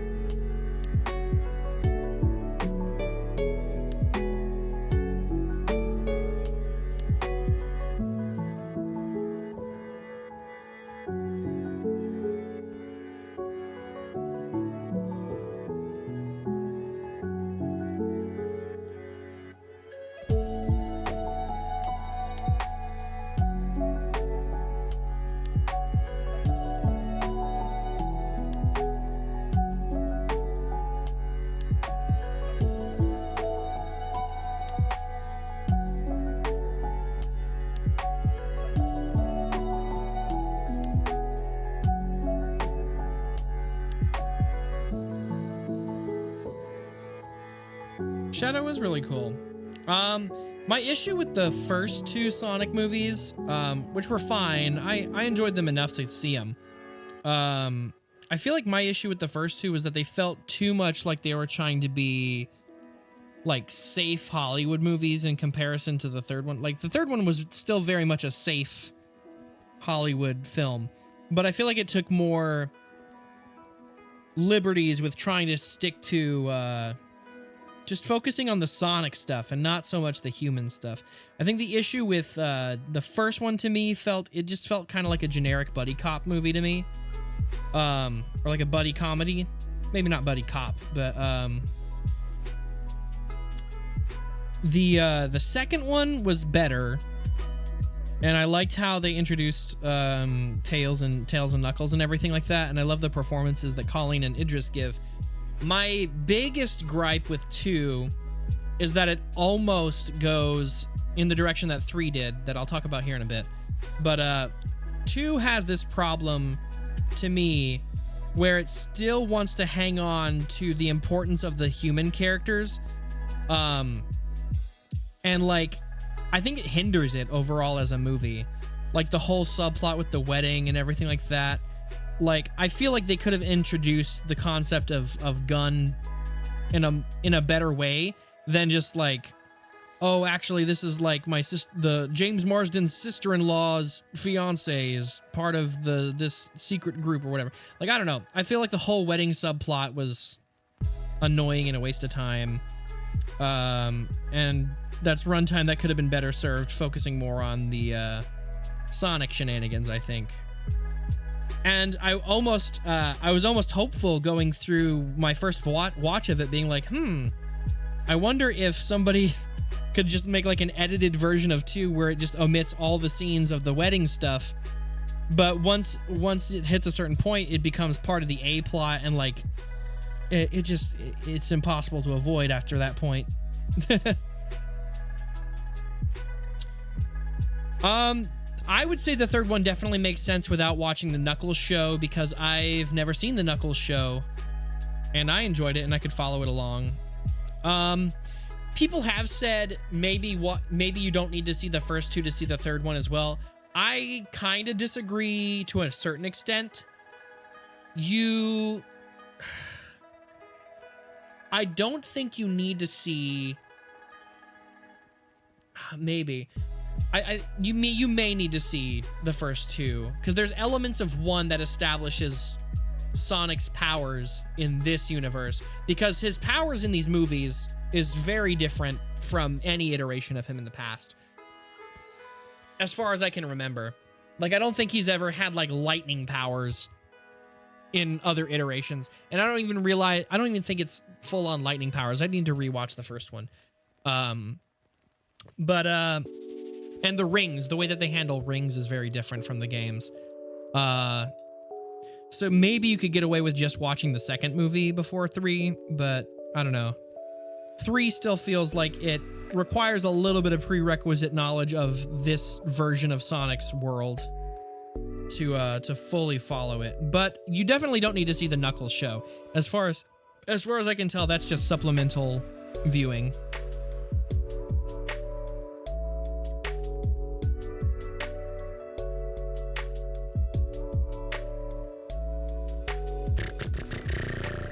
Okay, let's stop zooming in so much. That's another thing that I've been instructed about, is try not to zoom in too much when drawing.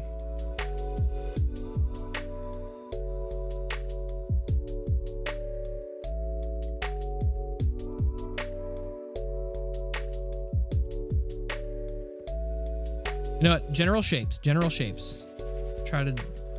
Try not to get too caught up in the details. That's an issue that I run into when doing this stuff. Doesn't have to be perfect. It just has to look good, I think.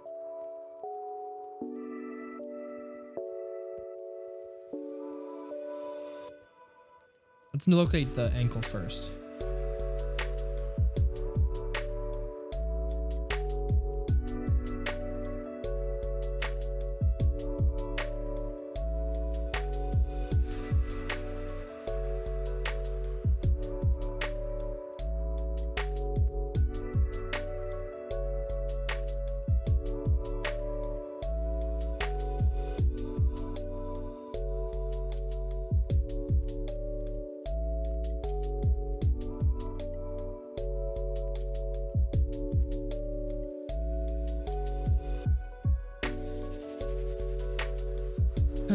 About the Knuckles show, the buyer villain. I haven't seen Knuckles, so I don't know what any of that is.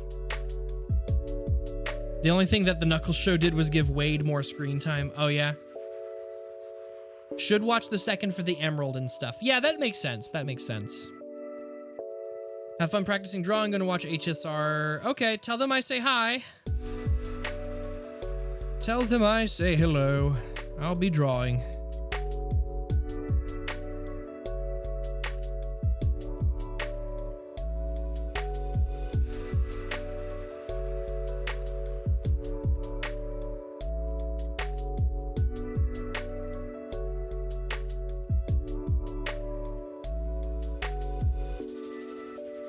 Let's see, this tongue looks wrong to my eye. Just that general shape. So we're gonna fix that.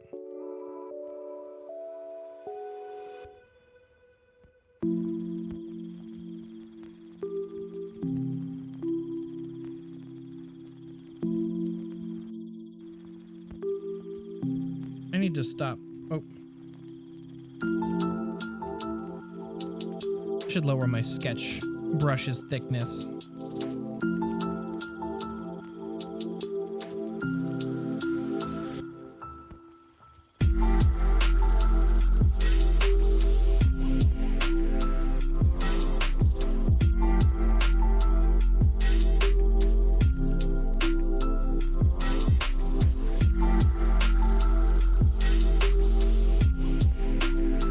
Or maybe I should raise it. I don't know.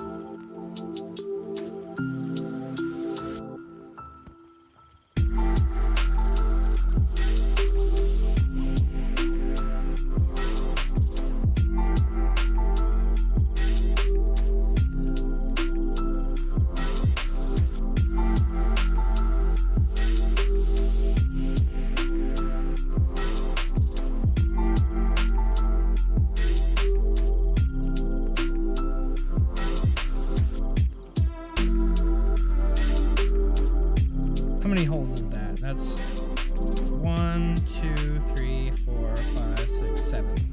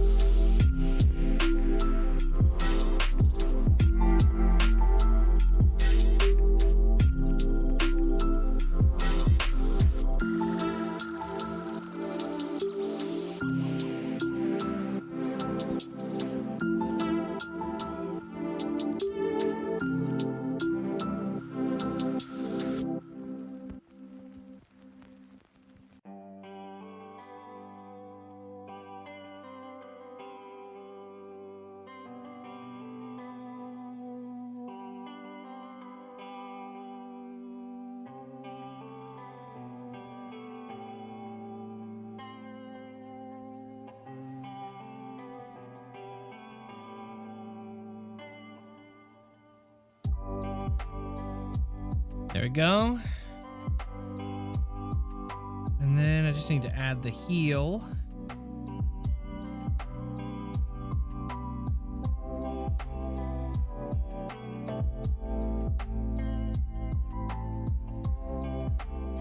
That is way too big.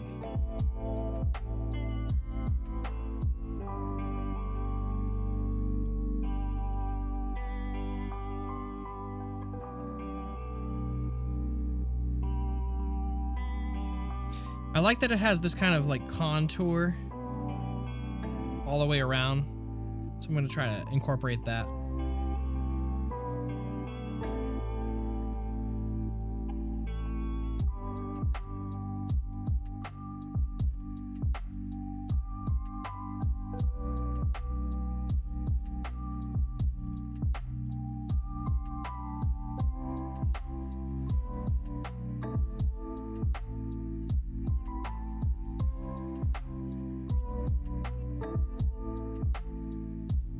It's a little bit thicker on my sketch.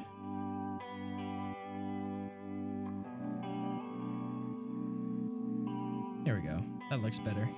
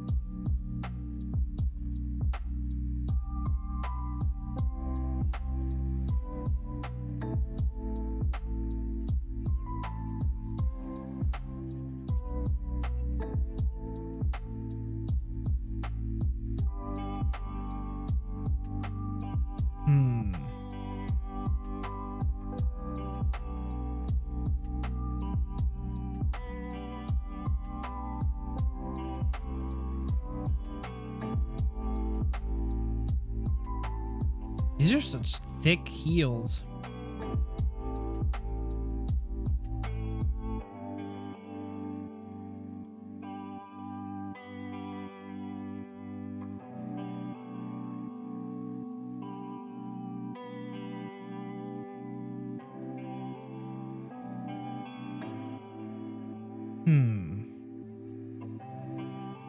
Oop.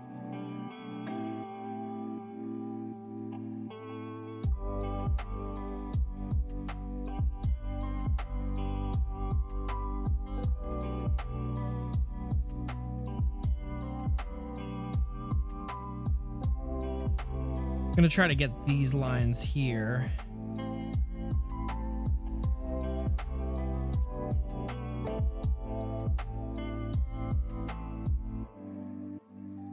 Oh, that's not that there. It's like all the way. Because I'm trying to bop bop. So that's gonna be like right here. And my angle is slightly different than the reference from what I'm finding.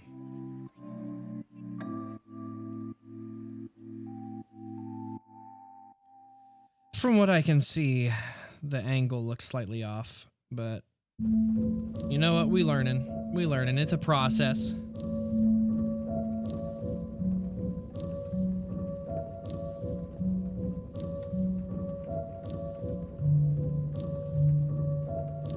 It's a process.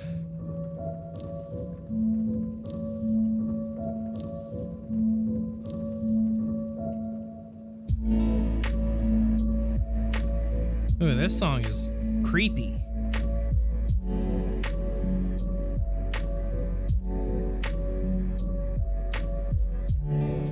I like these curves on this shoe.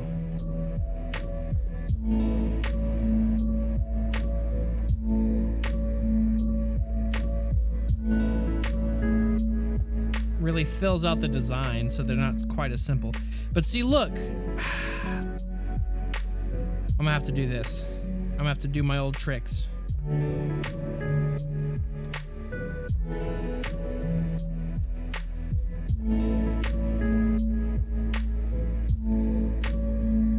Something about this just looks too thick. There we go. That already looks way better. To my eye.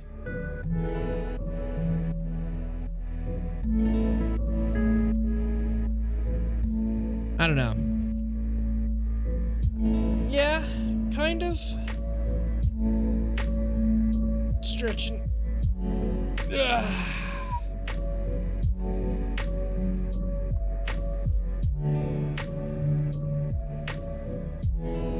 And then I kind of want to... Oh yeah, I see another thing that I want to fix. Let's do this.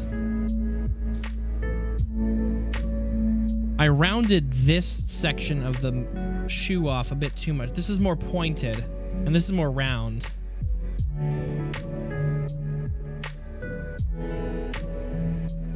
So let's erase that. Roundedness. Let's do this.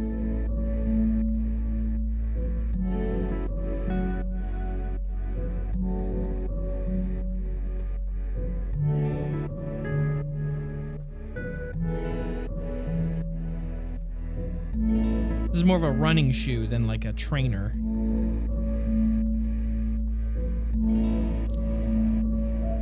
And then this particular line doesn't go quite as... So let's do this.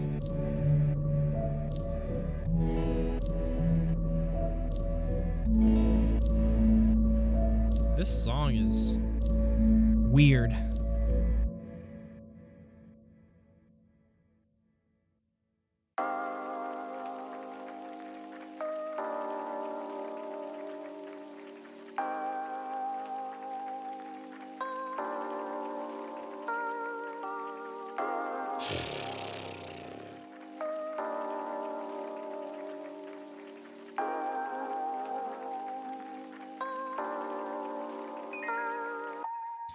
I still don't like this tongue.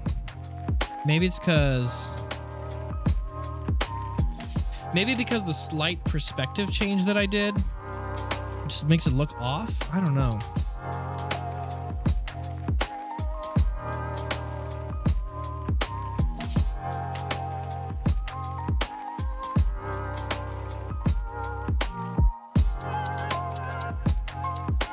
What I'm wondering is how... I just need to watch more videos of like other people practicing to see how they tackle certain things. Like, this is me. I'm just kind of flying blind. But like... Actually, I've got an idea. Let's see how this shape...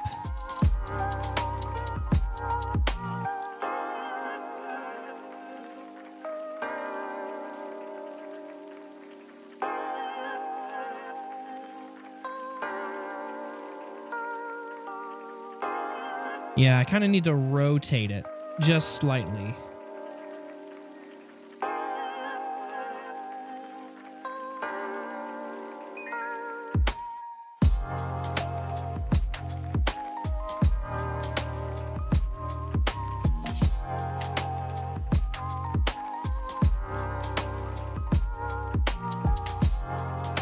That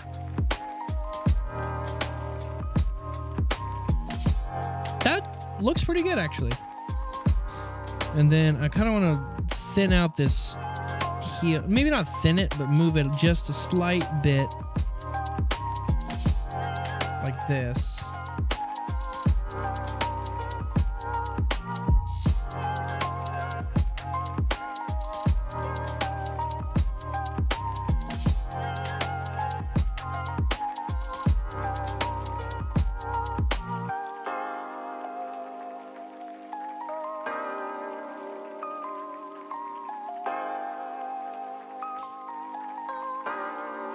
Oh, I think I know what to do.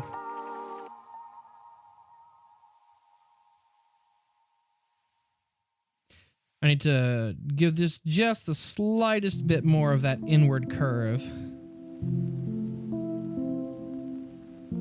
I wish there was like a liquefy brush on this app. That would be good. There probably is. I just don't know where it is. How you been? I've been doing good. Thanks for coming in, Crust Level.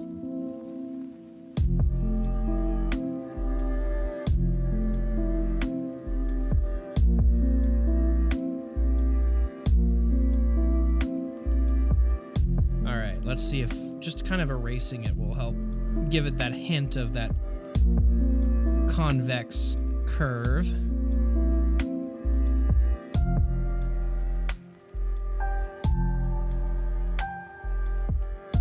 Another tool that this app has that I could possibly use is they have a curve ruler, but I feel like it doesn't let me do as much curves as I would like to compared to like a Photoshop pen tool.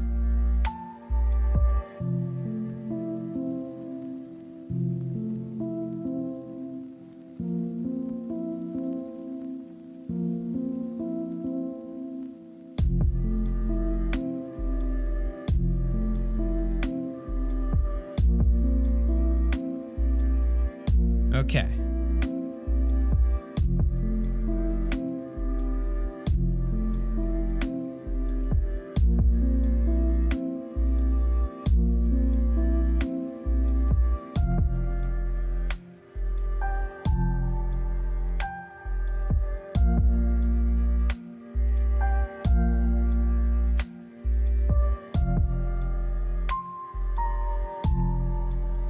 There, that looks better.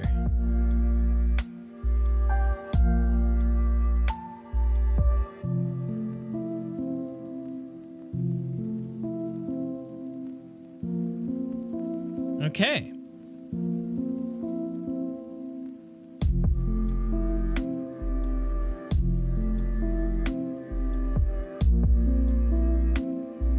That looks pretty good so far. Been chilling in the chat of another Yu-Gi-Oh! Voice actor a lot lately. Do you keep in touch with the other voice actors from Sevens? I mean, I've gotten to meet up with some of them recently. I'm very bad about just keeping in touch with anybody in general. I have like 2 group chats that I pop in and out of One of them is like a group of old college and high school friends, and then the other is like some other industry friends. But honestly, I have a bad habit of being very, like, when I'm not out at conventions or I'm not like out and about meeting people and doing stuff, I have a bad habit of just kind of isolating myself even more than is usual. And I'm very bad about reaching out to people. I'm very bad about just keeping in contact. And I could be better about that. But I did get to see a good chunk of the Sevens cast when I went to New York in November for New York Comic Con. Darren Dunstan, the director for Sevens, got together, had like a get together at a local bar in the area, and I got to see a lot of my castmates for the first time ever. Like Barrett Letty was there; he plays Gavin. And there was also Jenny, who plays Asana. Daisy Guevara plays the alien New Lena. There's a bunch of people there. Henry Mason. Lots of cool people, fun to meet. Had a great time. But yeah, I'm not the best at contributing, because we do have group chats for some of those casts. Like I have a group chat. I'm part of a group chat on like Twitter with some castmates from Yu-Gi-Oh, but like I don't think I've contributed in at least a year.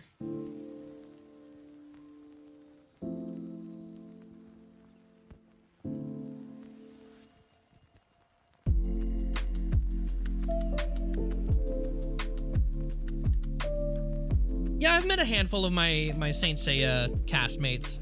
With the Saint Seiya cast, it's a lot easier for me to see some of them here and there, because Yu-Gi-Oh was recorded based out of New York, and I was recording remotely, as well as a lot of the other castmates. So we were, especially in the case of Yu-Gi-Oh, we were spread out states, multiple states. So it's not likely, none of us were really that likely to have known each other beforehand or have met each other prior. With Saint Seiya, that was dubbed in Houston, where I lived at the same time, or at the time, I'm in Dallas now, as well as the other actors who were in it also lived in Houston, because that's where the studio was. And so we've gotten to run into each other a lot more frequently at like studios and at conventions and stuff. I don't know why I'm doing this. Putting the detail on the pants, that's not the focus of this practice. Focus. Okay, anything I want to fix with this foot before moving on? I want to fix the angle. I feel like maybe it's because this line art is too thick. I need to fix this where his foot comes in.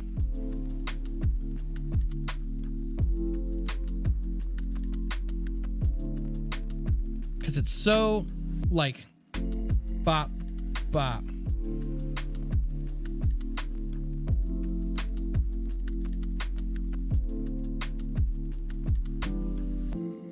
Maybe, let's see where the lines go. So this is like, ba ba ba.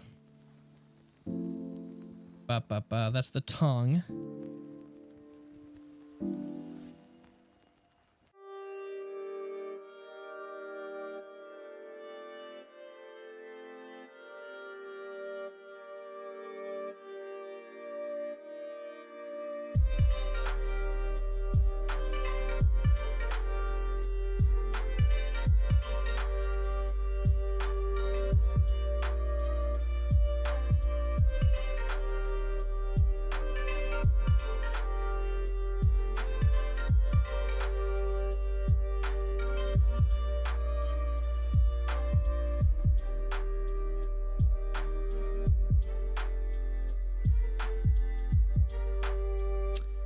Ah, that's what screwed it up, is I...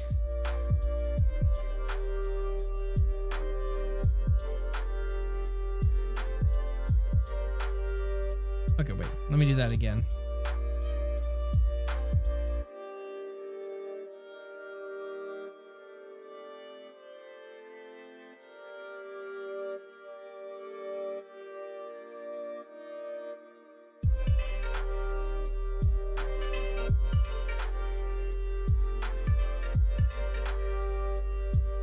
That's what it is. That's what it is. The lines there aren't... Okay. Now that I have a better idea of where the lines are directed, the perspective of this, that might help me fix it.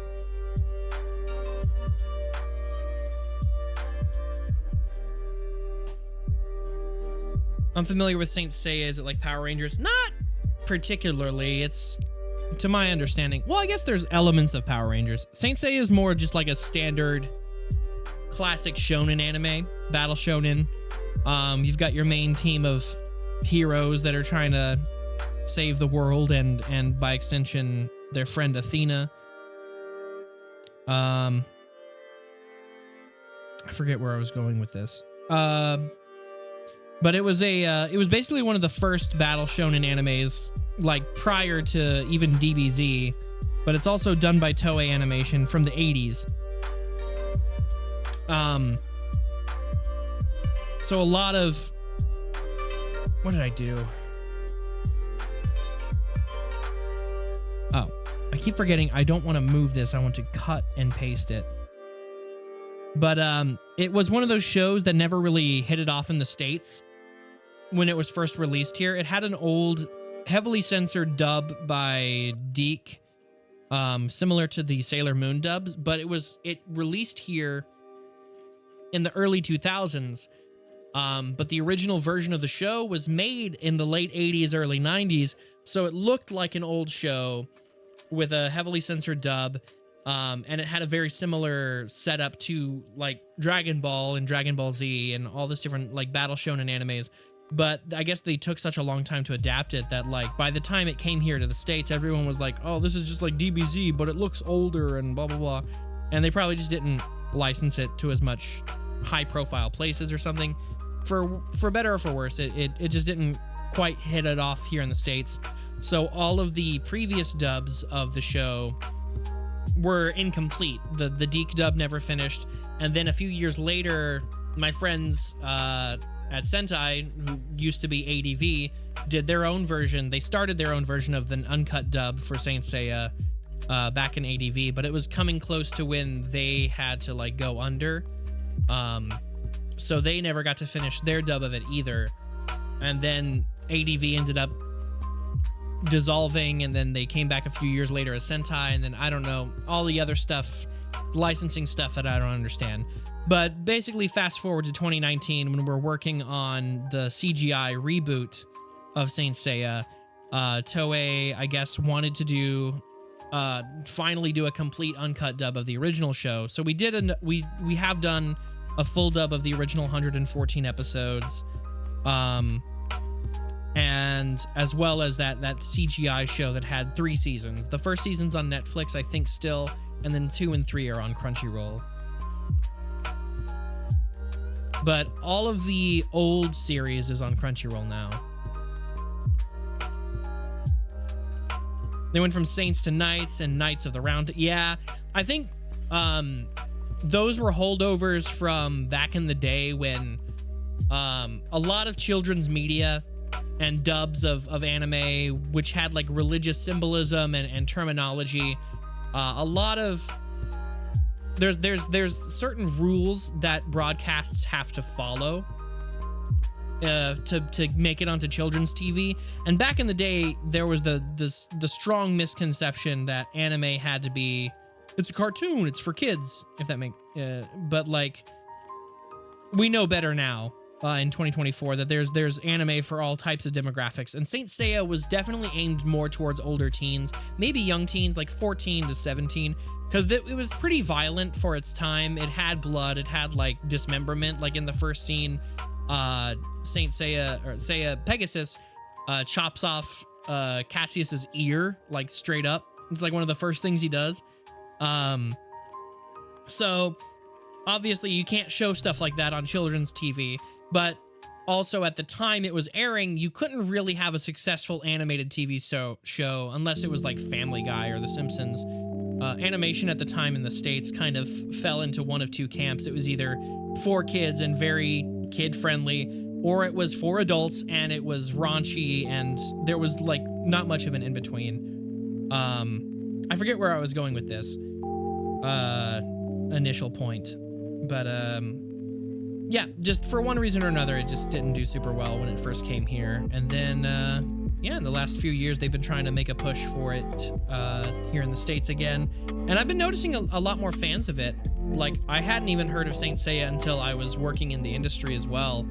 But now I feel like I see it everywhere at conventions. I'm getting more and more people coming up to my table asking about it whenever I go see people. So hopefully, Saint Seiya continues to grow in that way. I cannot think and also do at the same time, I'm finding.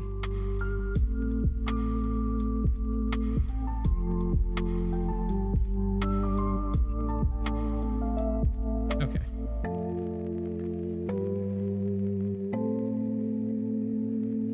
Okay, now we're gonna do a little bit of warping to fix the perspective that I screwed up.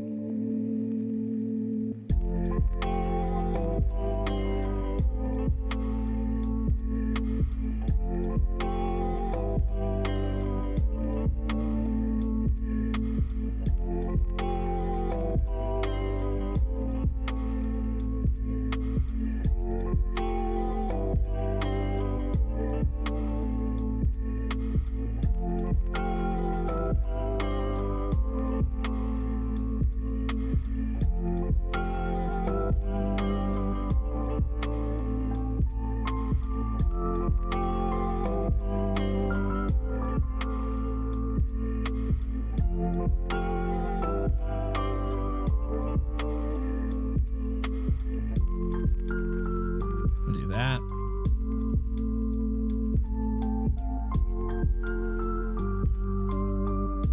Then hide that so I can figure out what I'm doing.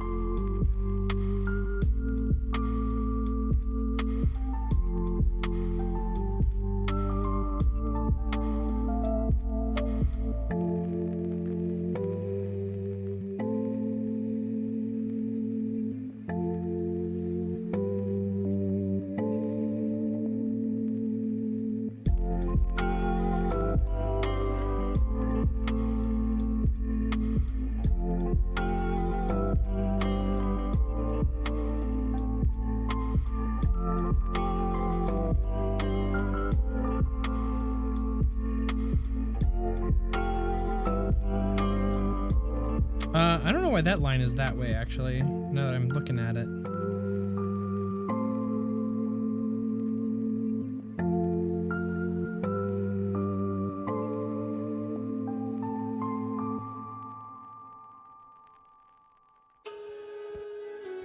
Oh, okay, I can see it now.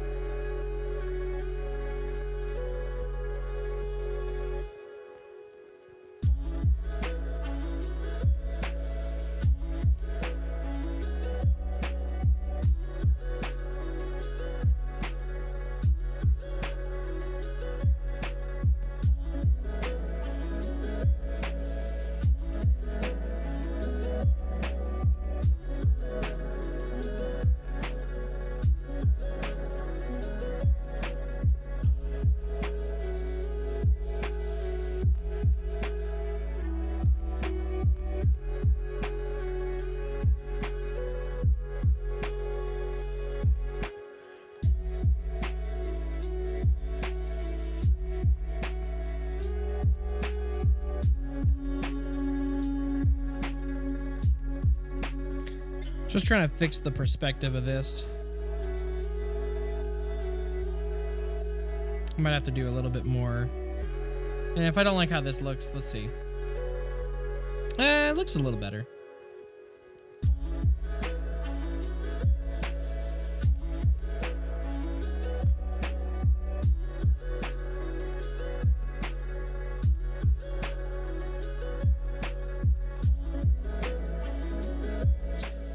I think I'll just focus on this one leg for now. We'll delete this one.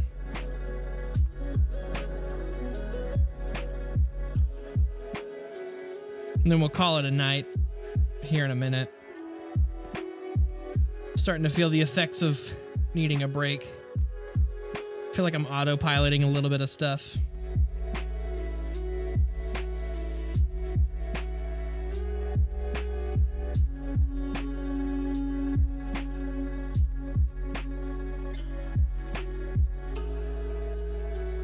But I do want to at least get like a solid line art layer for this. But I don't like that. You know what? I'm gonna rotate this again. This may not match 1-to-1 the angle again of the... Actually, no, it's not the... Let's try it that way. Slightly more tilted forward. It may not perfectly match the angle of the picture,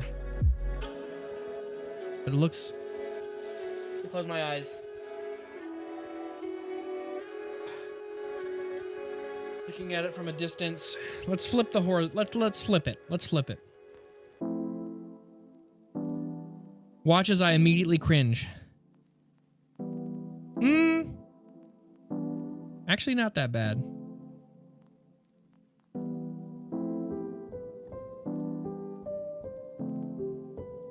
But I think I will thin out this ankle and have the tongue just be a little bit more noticeable. Because I feel like communicating the idea of the tongue being there is more important than being 1-to-1 accurate. Because this tongue has such a small, like, it basically is one continuous thing. Which is fine. I just feel like for an exaggeration, I just want to exaggerate it a little bit to have more of a delineation between where the shoe starts and where the foot ends. Or where the leg ends.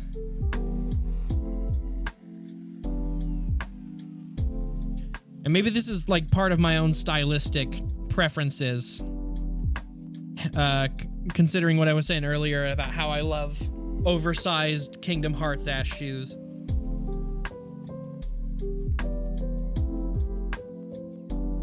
I was able to watch the full dub of the original series on Netflix. The dub of the original should still be on Crunchyroll with the next episode previews intact. Oh yeah, I remember that.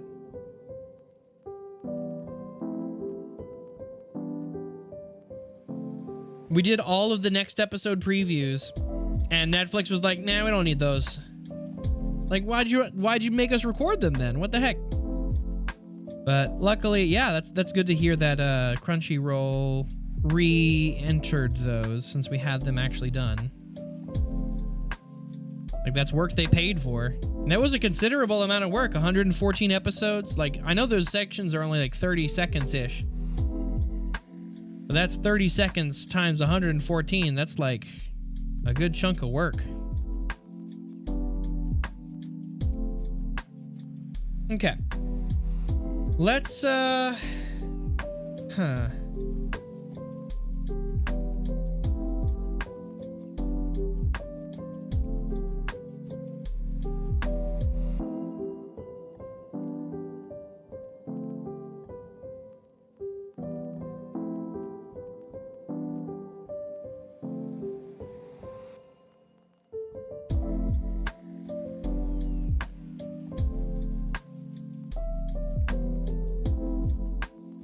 there. Once again, it's not 1-to-1 matching, but I think it's communicating the idea of a shoe. Much better than I've been able to do in a long time.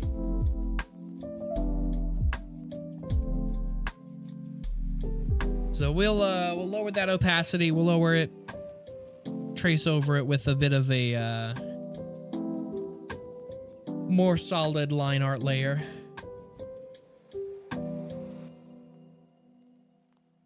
Delete this one. Let's see how it compares to the traced layer.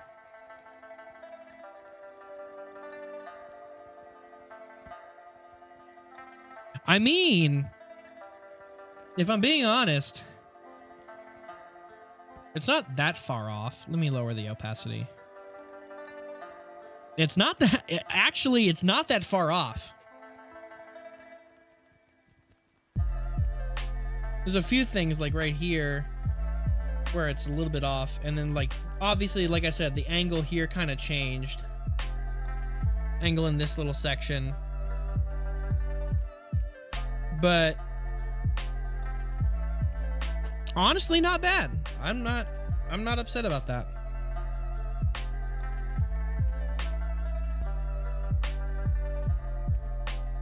Okay, let's hide that. We'll do a line art. Do line art. We'll do the thick outlines first.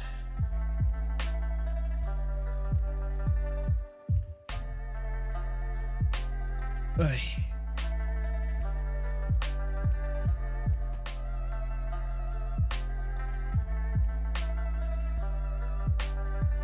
Was adjusting my seating for a second. Let's do it like a slightly more stylized. We're gonna go a little more stylized with this one, just because I'm using an inking pen.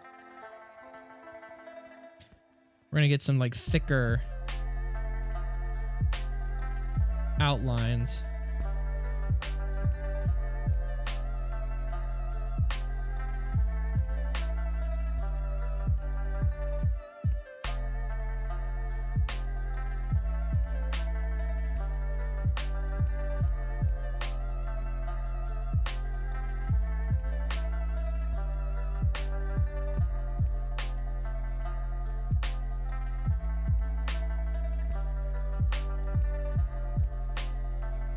Here we go.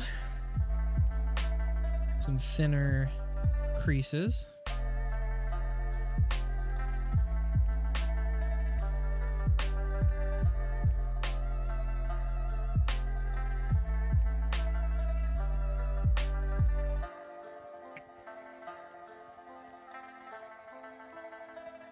And then this kind of here, let's do this.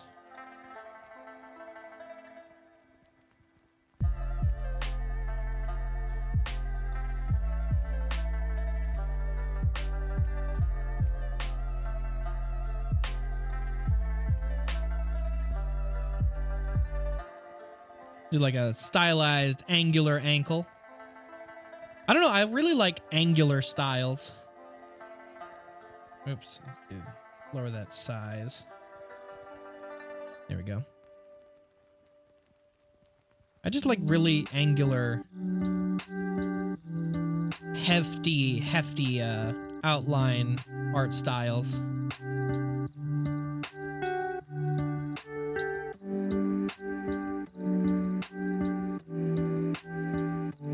And then for the shoe, since it's got a lot of curves, we're going to use the curve stabilization.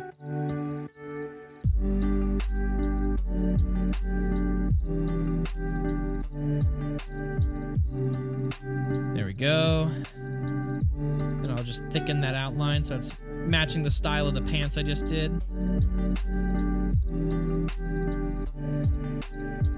Give that kind of like graphic tattoo look.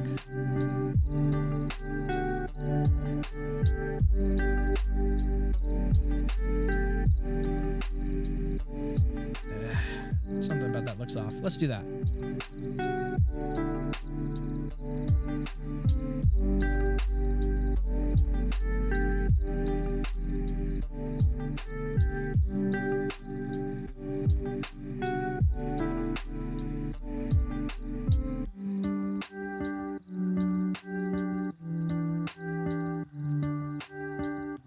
I don't mind the outer part of the stroke to be a little bit messy just because it lends to that graphic look to it, that kind of almost graffiti style, maybe. I just wanted to make sure that that curve that I stabilized was nice and smooth for the details on the inside of the shoe.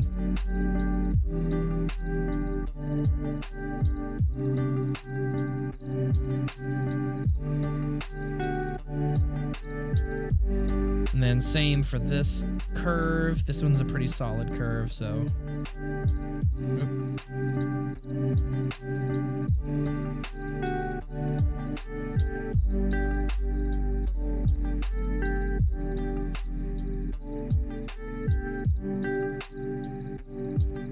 There we go.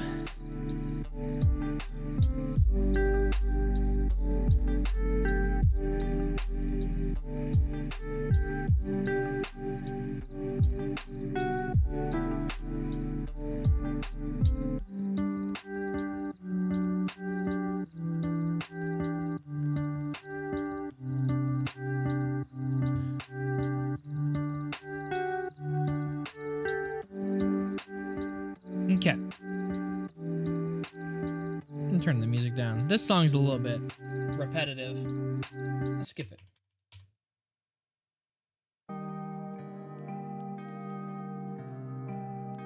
I was not feeling that one song.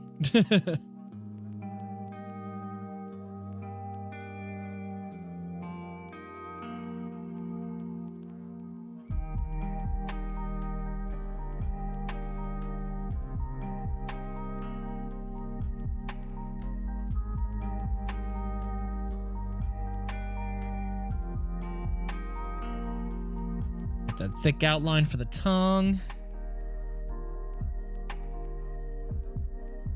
Thin detail lines. Let's make up a brand.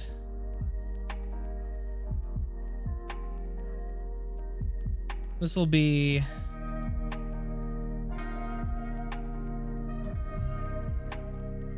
Stink. What is that? Hey, Dying Phoebe, welcome, welcome. Also, cardigan emoji a while back. I didn't notice. Thanks for following. Thanks for following.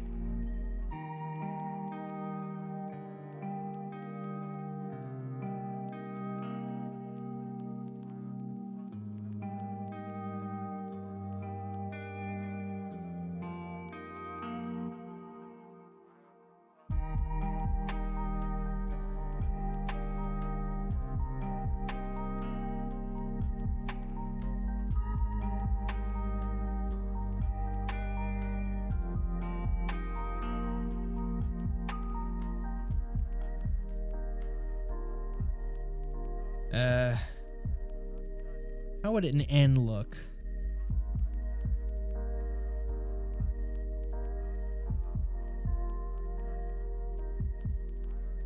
And you know what? Just for to make sure, that doesn't fit.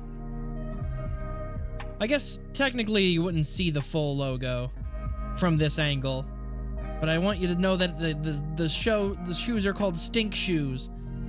Oh shoot! Raid! Oh, who raided me? Emily! Thank you for the raid! Oh my gosh! Help me, Mr. Svarog! Oh my goodness! Thank you so much thanks for stopping by. Hi! We're just doing a chill practice stream. You know what? I was about to call it after I finished this shoe. But you know what? We'll go for a little bit longer. Thanks to the raid. Thank you so much. I really appreciate it. Thanks for all the follows. I'm Bryson. I'm one of the voice actors from Honkai Star Rail. I played Japard. For those of you who don't know, Clara, Emily probably introduced all of that before raiding. But thank you so much for stopping by. We're just having chill vibes here today. So we're going to...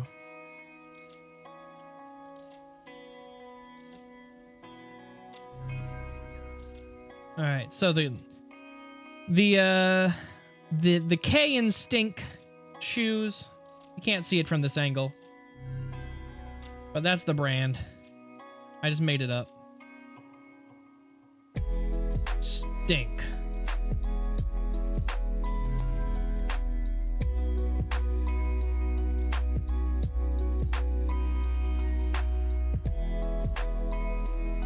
Are you the one who had to pretend not knowing how to sing? Yeah. The lightning strikes. I don't remember the words. Let yourself fall into it all.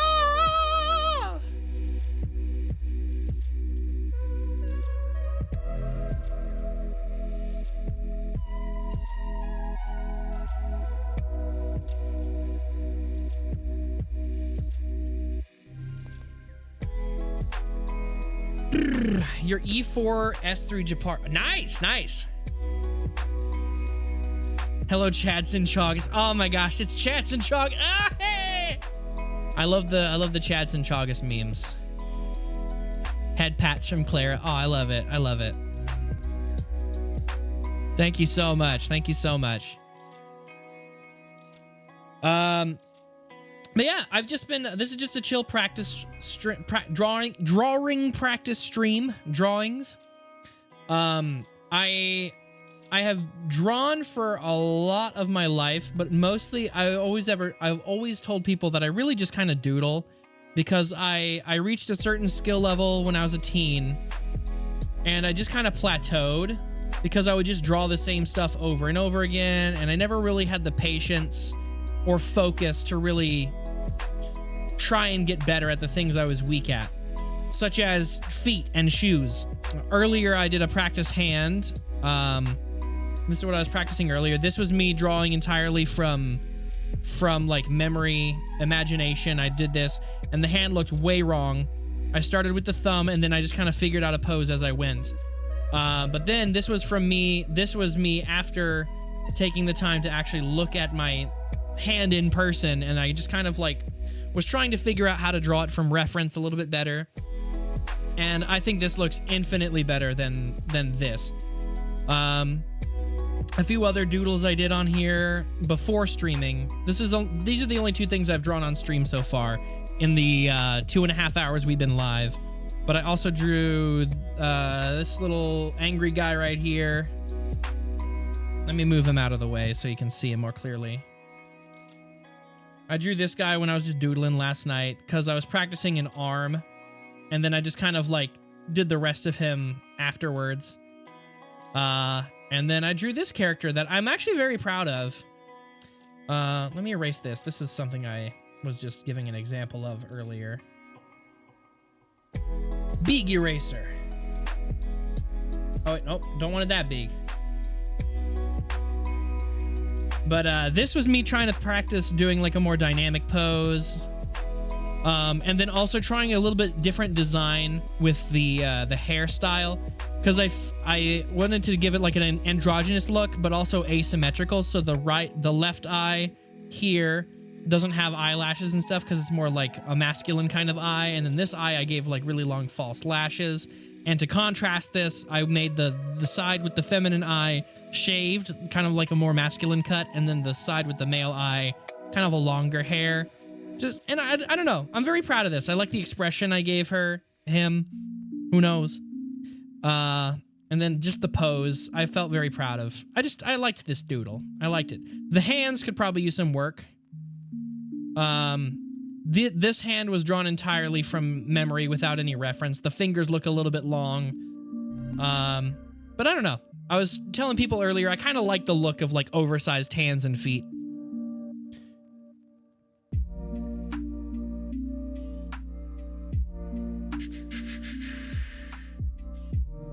Definitely better than Japard's wanted posters. Oh, yeah. You love my work as Jeppy. Well, thank you so much. Remember the Gartic Phone stream with the group? Bryson's doodles were great. Not to mention the stream was hilarious. Yeah, I love Gartic Phone.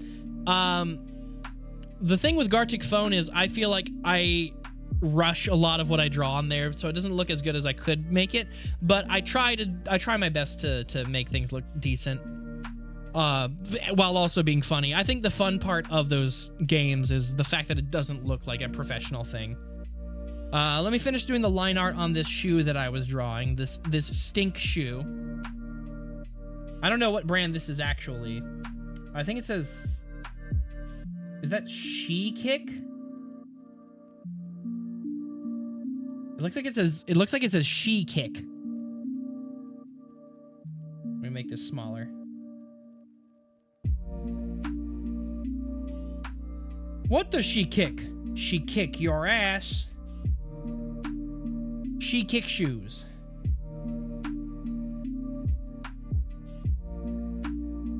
But yeah, I'm just trying to get better in general about like drawing from reference and focusing on, at least for today, I'm focusing on some of my weak points. I started with the hands, and hands I feel pretty confident in. Like, obviously this doesn't look great, but I feel like it has a general decency to it. But like feet and shoes and just like the way that they angle, I specifically wanted a 3/4 angle shoe because just like the shape of shoes baffles me. I'm still learning how to I'm still figuring out how to think of them in 3D space. Any tips for a newbie? I mean, I'm still learning myself. I don't have much in the way of formal knowledge. I just kind of drew a lot of cartoons and anime and video game characters when I was a kid. So I never really got a handle on quote unquote proper technique or like fundamentals. So that's what I'm trying to improve on now, actually. So I would say I'm very much an intermediate beginner myself, honestly. But what has helped inspire me to start practicing more and actually buying the tablet that I'm capturing right now. This isn't on Windows. I'm actually running I have a Samsung tablet that I got over the holidays. Because it was easier to figure out how to do that than to figure out how to use the tablet as a tablet for my computer, if that makes sense. So that's why I'm using a mobile app to try to draw right now. I forget where I was going with this. I forgot my original point. Oh well. Oh well. That? Oh, I'm on the wrong layer. I was like, what is happening? This layer.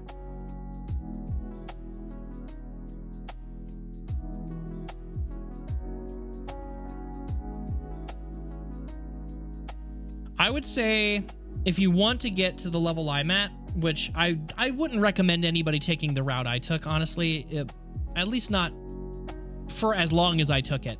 I started off when I was a kid just copying drawings. Like, I remember we had the strategy guide for Pokemon Ruby and Sapphire when I was a kid, and I went through and I drew every Pokemon in the Pokedex that was in the back of the strategy guide, and I had a sketchbook where literally the entire sketchbook was me just drawing every single Pokemon in that Pokedex, which was about like 300 or so Pokemon.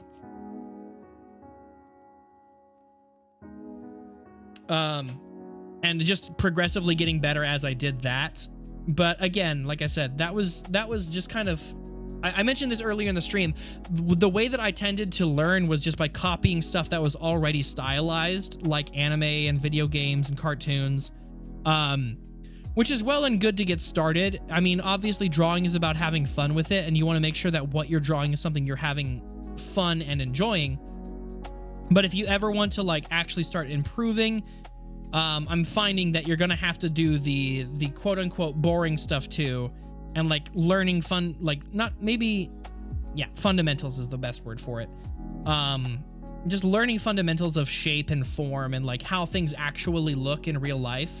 Even if you're just going for stylized cartoony stuff, like you want to make sure that you have some basis in how things actually look, and you don't have to do all of the intricate details to communicate what you're trying to communicate. But I feel like I've kind of flown by the seat of my pants and just kind of copying other people's stylizations of things without fully understanding them myself, and cutting corners, as it were, which is fine once you understand the rules. Then you can know how to break them, if that makes any sense.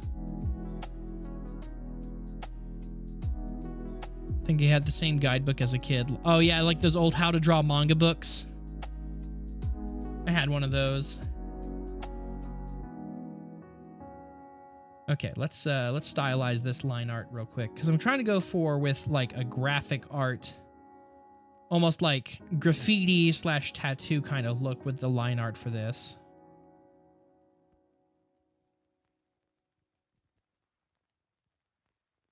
Which is like thicker lines on the inside, but I don't want the inside lines to be as thick as the outline. Which, speaking of, let's thicken that little section. I also really like angular design language.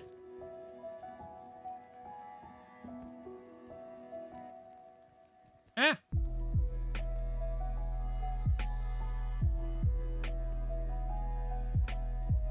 Oof.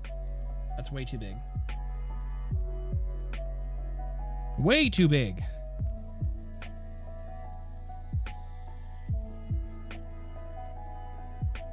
Okay.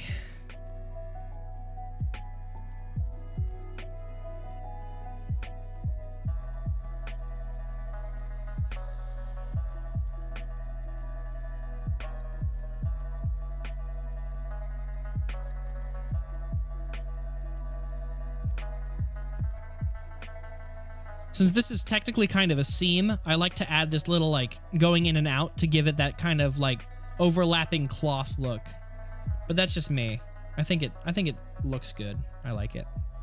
Because this is where like a seam would be from sewing the shoe. All right, now let's add the details of... I'll do the laces last because I'm dreading doing the laces. Okay, let's do this.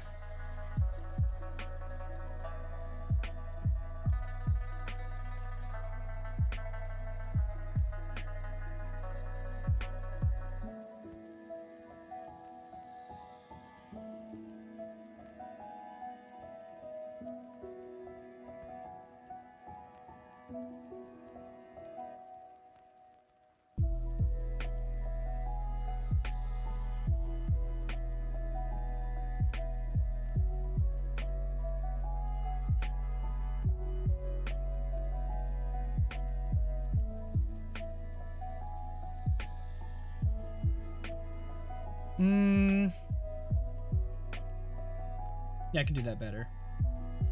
I could do that one better. Actually, I'm gonna do the other one again too.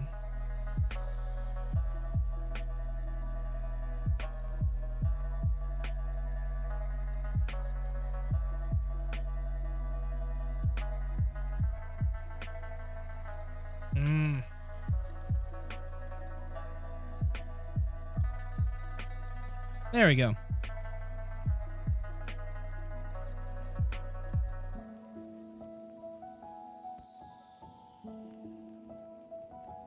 Oh.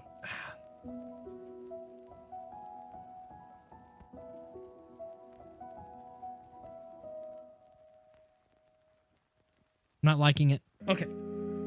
Ah, you're drawing now. Oh, Garrett. Hey, Garrett. Do you use any type of stylus or just draw with your finger? Oh no, I'm using a Galaxy S Pen on my tablet.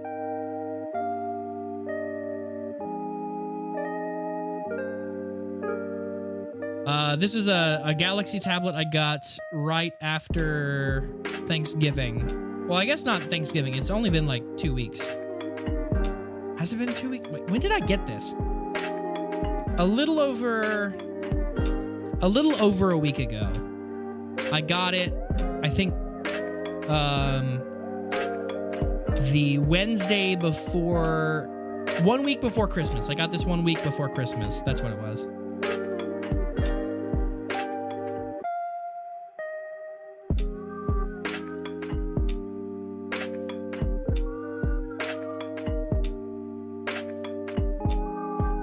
I'm not a fan. Let's make this thinner. That might fix it.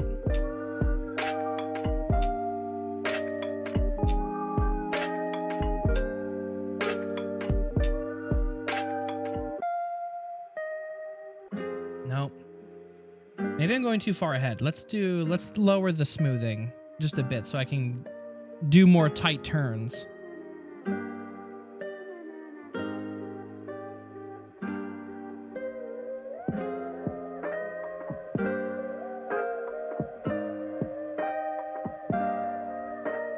There, I like that better.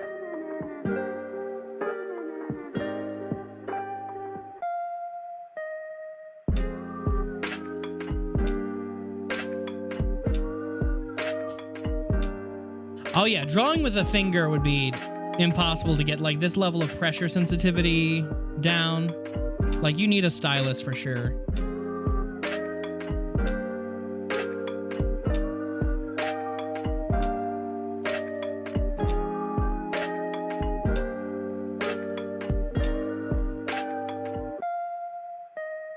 Okay. There we go. I like that. Now, I'm going to fix the shape in the sketch layer for these shoelaces again, because they kind of got a little bit off axis with the perspective. So we're just going to do this, grab that, and kind of fix it.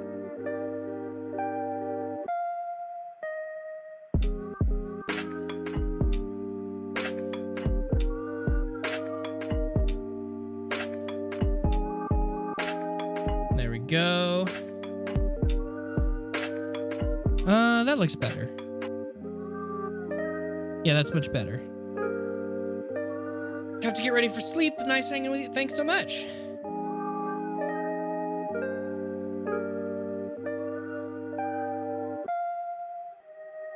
Now, let's see.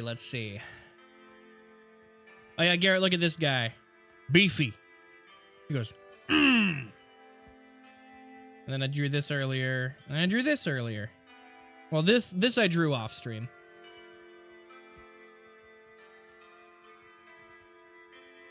Stink shoes. Oh, wrong layer.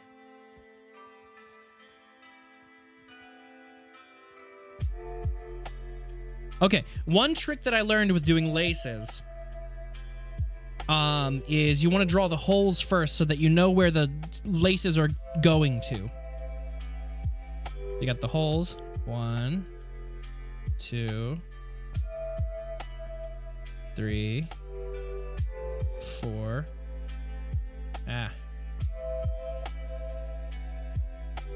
5, 6, 7. They're not quite as evenly spaced as I'd like, so I'm just gonna quickly move these slightly.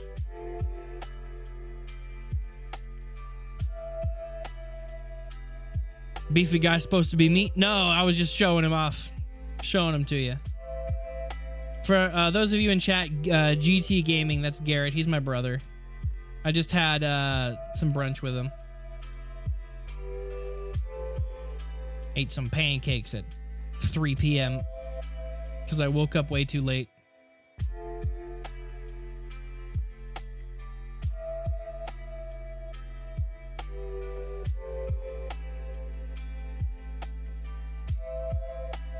Pancakes do be going hard. Okay, that looks a little bit more consistently spaced.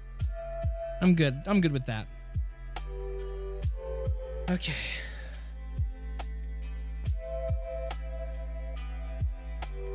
So the general... Let's erase all this stuff.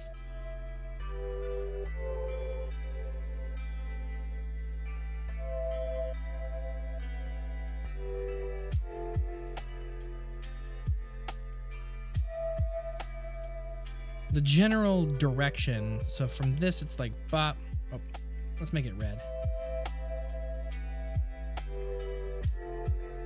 Bop, bop, bop, bop, bop, bop, bop, bop.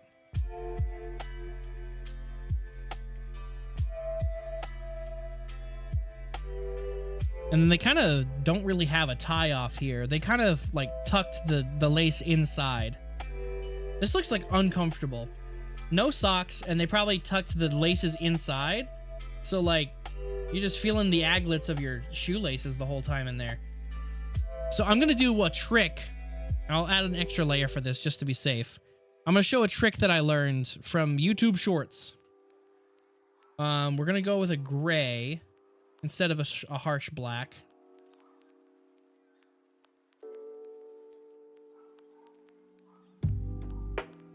We're gonna do thick line. How thick do we want? Let's see how thick we want these laces.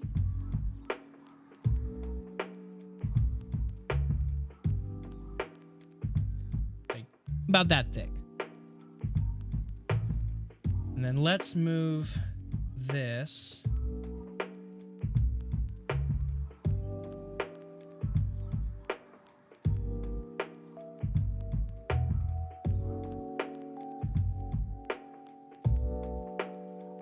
And we will kind of superimpose it where we want it to, so that we have the same general shape. Make sure that the corners line up.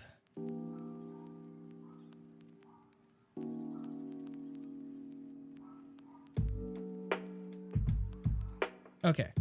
And then we can lower that, just so I have a general idea of where the lines are going. Okay, I'm gonna try something experimental.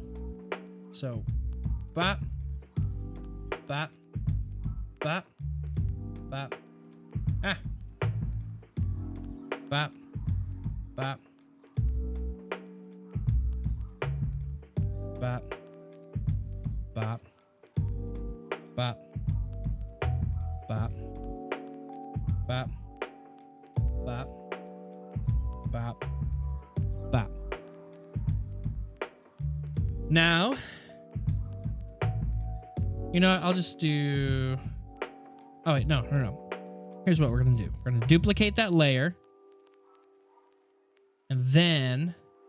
I don't know if I can do this on this app. This is... The way it was demonstrated in the short that I saw was more on... I think it was on Photoshop or something else. But let me fill this all in black. Hide this.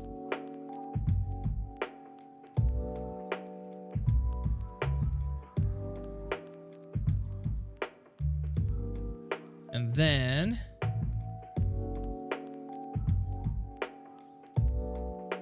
Yeah, I can't really do it with this one. The trick requires that you just kind of like expand it very slightly so that it, like, the line art peeks in between, like beneath. But you know what? This might... Nah, I don't like it. We tried.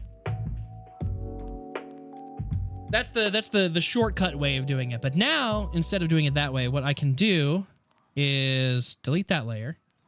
Let's sync this under the line art layer. And then just kind of trace on the line art so that I have a consistent line thickness for the strings.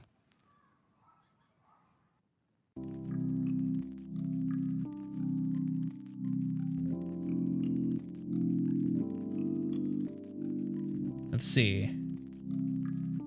Pancakes any time of the day is perfect time. Yeah. Chocolate chip pancakes with peanut butter. Oh yeah. That sounds good. Man, I'm gonna have pancakes again. Nah, just kidding. I love blueberry pancakes as well. Waffles and pancakes. If I'm making them at home and I'm not in a restaurant where they charge extra for it, yeah, I definitely be messing with peanut butter on it. Waffle or pancake. Don't even need to be a chocolate one. Just like any pancake is better off with some peanut butter. You know what? We're gonna do some stabilization on this. Just a little bit. Okay, so we need to figure out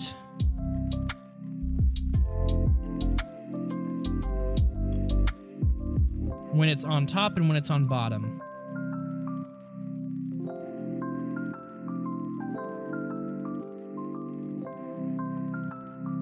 And we're going to make the executive decision that the ones that cross over this way are going to be the ones on top. So you know what? We're just going to do the ones on top first. Nope.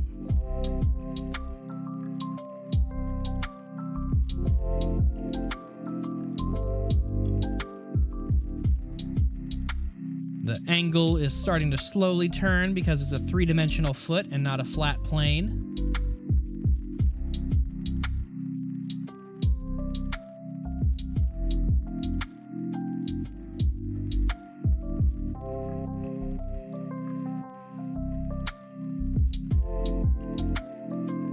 And then I'll also add in that little section where they kind of tucked in the tie off. And since I'm not coloring in this shoe, I'll delete the lower layer with the lace guides, just so it doesn't stand out.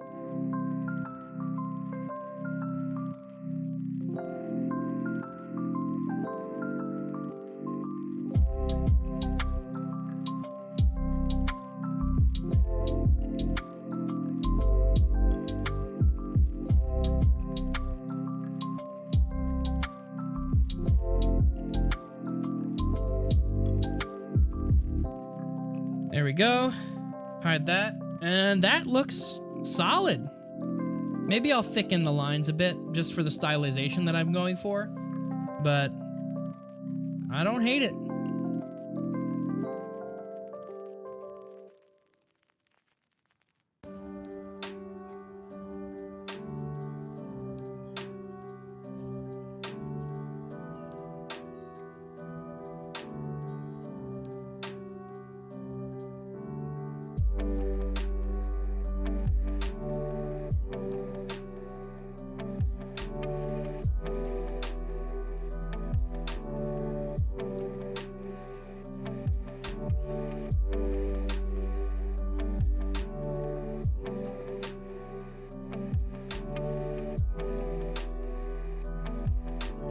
Maple bacon makes any breakfast so much better. Maple bacon, yes. Always maple bacon. Stacy says she can make us some pancakes with chocolate chips. Nah, it's all good. That's all good.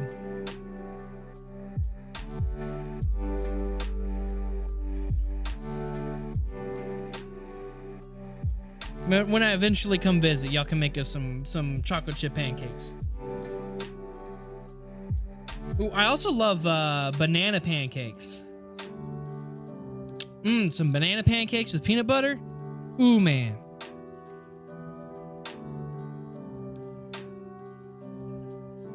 That would go so hard.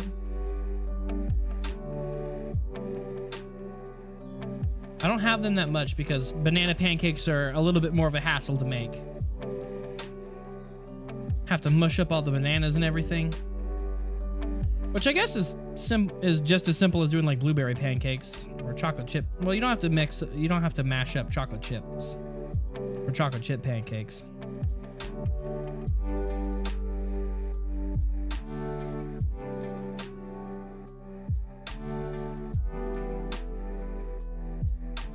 I am zoomed in way too much, but you know what? I'm trying to make sure that I'm solid.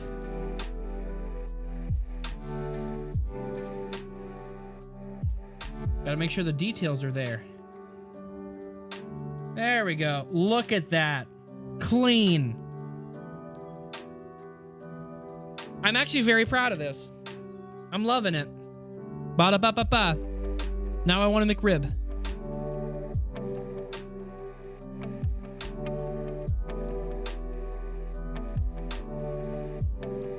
Kind of like the in the sketch layer, there's like these lines. I kind of like how those look stylistically, so I'm gonna add them back in.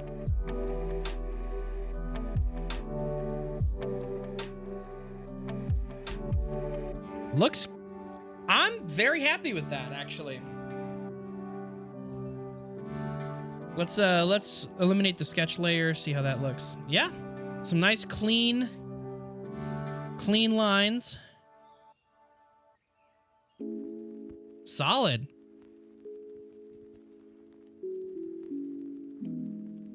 I will be out of town next Saturday, I'm sorry. I like to get the just add water mix and use juice instead of water. Call that pancake alchemy. Wait, juice?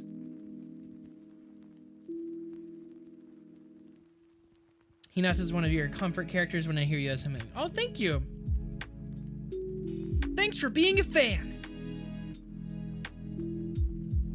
Okay, well, how long have I been going? 3 hours? I kind of want to do a little bit more with this shoe because just how happy I am. But you know what? I need to stop myself. I feel like if I start trying to add too much more detail, it's just gonna look worse. I need to know when I got a good thing and not mess with it. But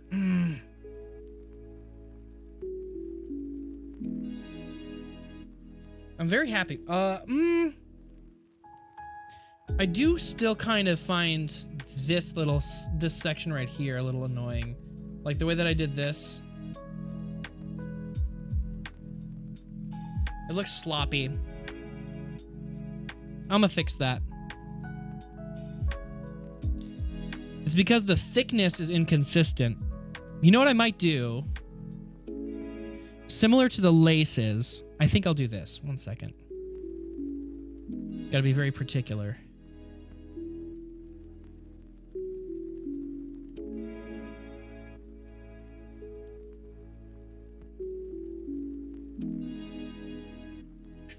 Well, from afar, I'm noticing it more from afar than up close because, like right here, it looks inconsistent.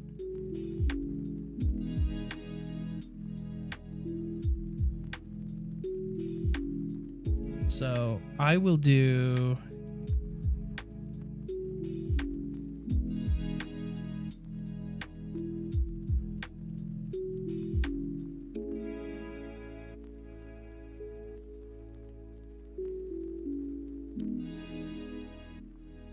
I screwed that up. Let's just erase.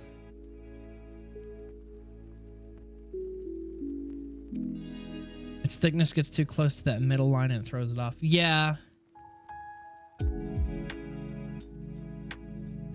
But like, it's like the distance from here. Let me do another layer. What's bugging me? It's there's also this.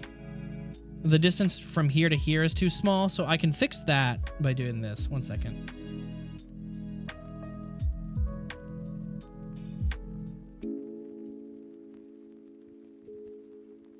Let's do this.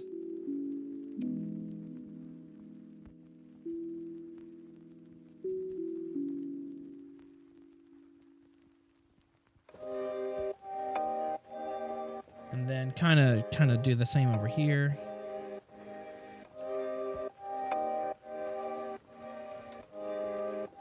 And so that looks better there. And then I'll just make up for that thickness on the other side for the stylization.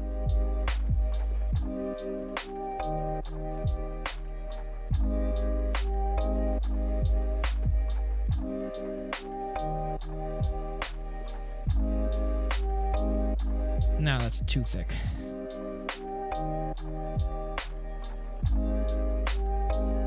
What am I doing? But then also the thing that's bugging me that I'm going to fix real quick is that the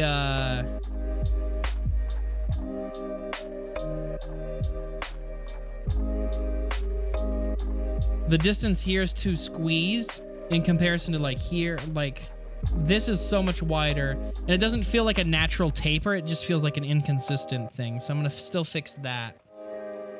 But what I think I'll do instead of redoing the whole thing is just erasing the top part and trying to match. Because I do like, now that I've erased a bit of that bottom, now that I've done this little section, I kind of like how it flows with that bottom line. I just need it to flow with the top line a little better.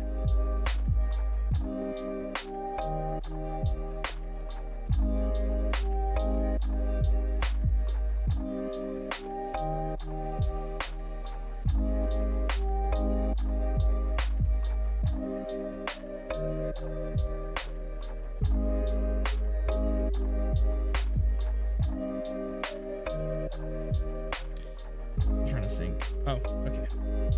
My brain crashed for a second. What did I do?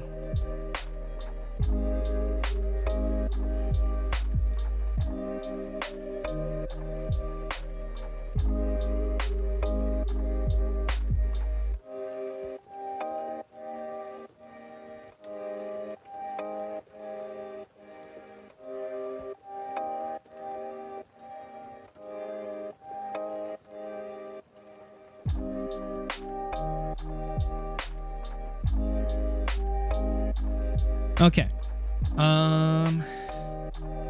And then what I think I'll do is try to do something similar and just kind of fill in the shape I want and then surround it.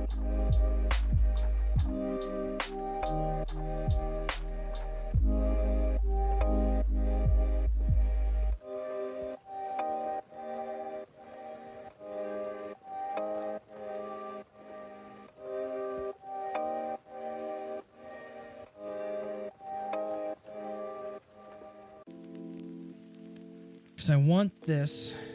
Oh. I want that to follow a consistent. Actually, here's an idea. Here's an idea how to do this.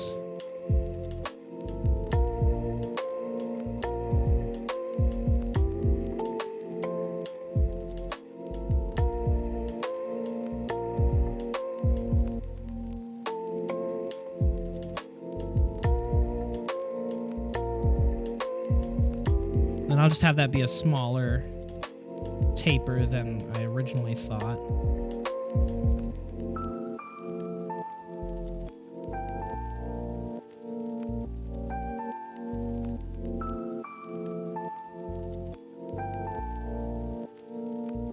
Then I'll just erase a little bit.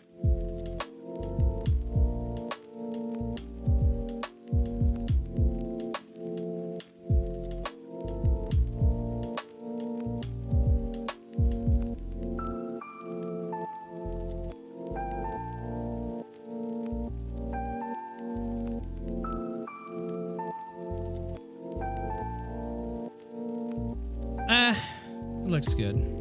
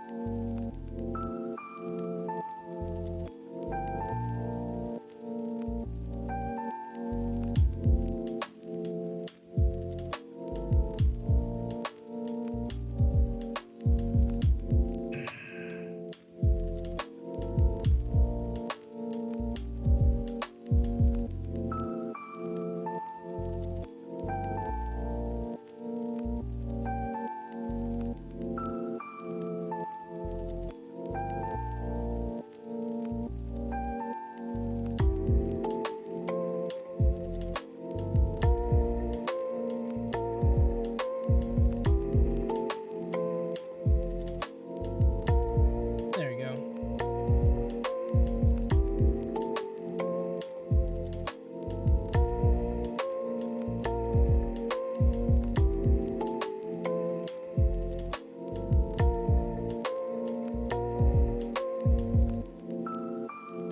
I guess my issue wasn't really as much with the spacing. It was just more that like the line confidence on it just didn't. It's something about the confidence of the lines didn't feel right to me. But I'm feeling better about these lines.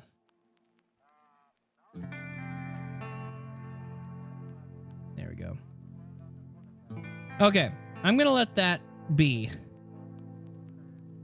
And just accept that that's my current skill level right now with that. Okay.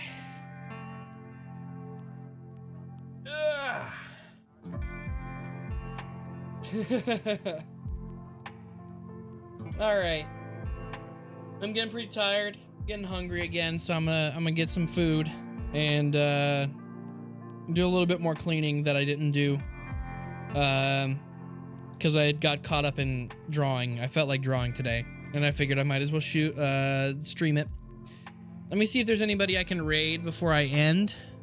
But thanks to everybody. Thanks to all the new followers. Thank you so much, Emily, for the raid. That was really helpful.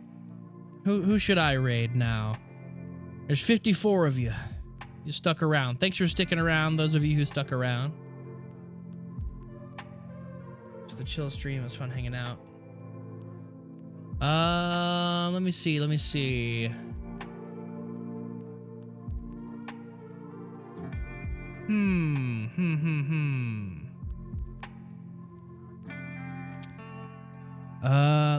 see. Go watch Jonah. I don't know what he's doing, but it looks like he's chatting. He's been up for like 2 seconds, so he just started. All right, go watch Jonah. Tell him I say hi. Oh, he's gonna play Cyberpunk. Thanks again so much for stopping by. Have a good night. And if I don't see you by then, Happy New Year.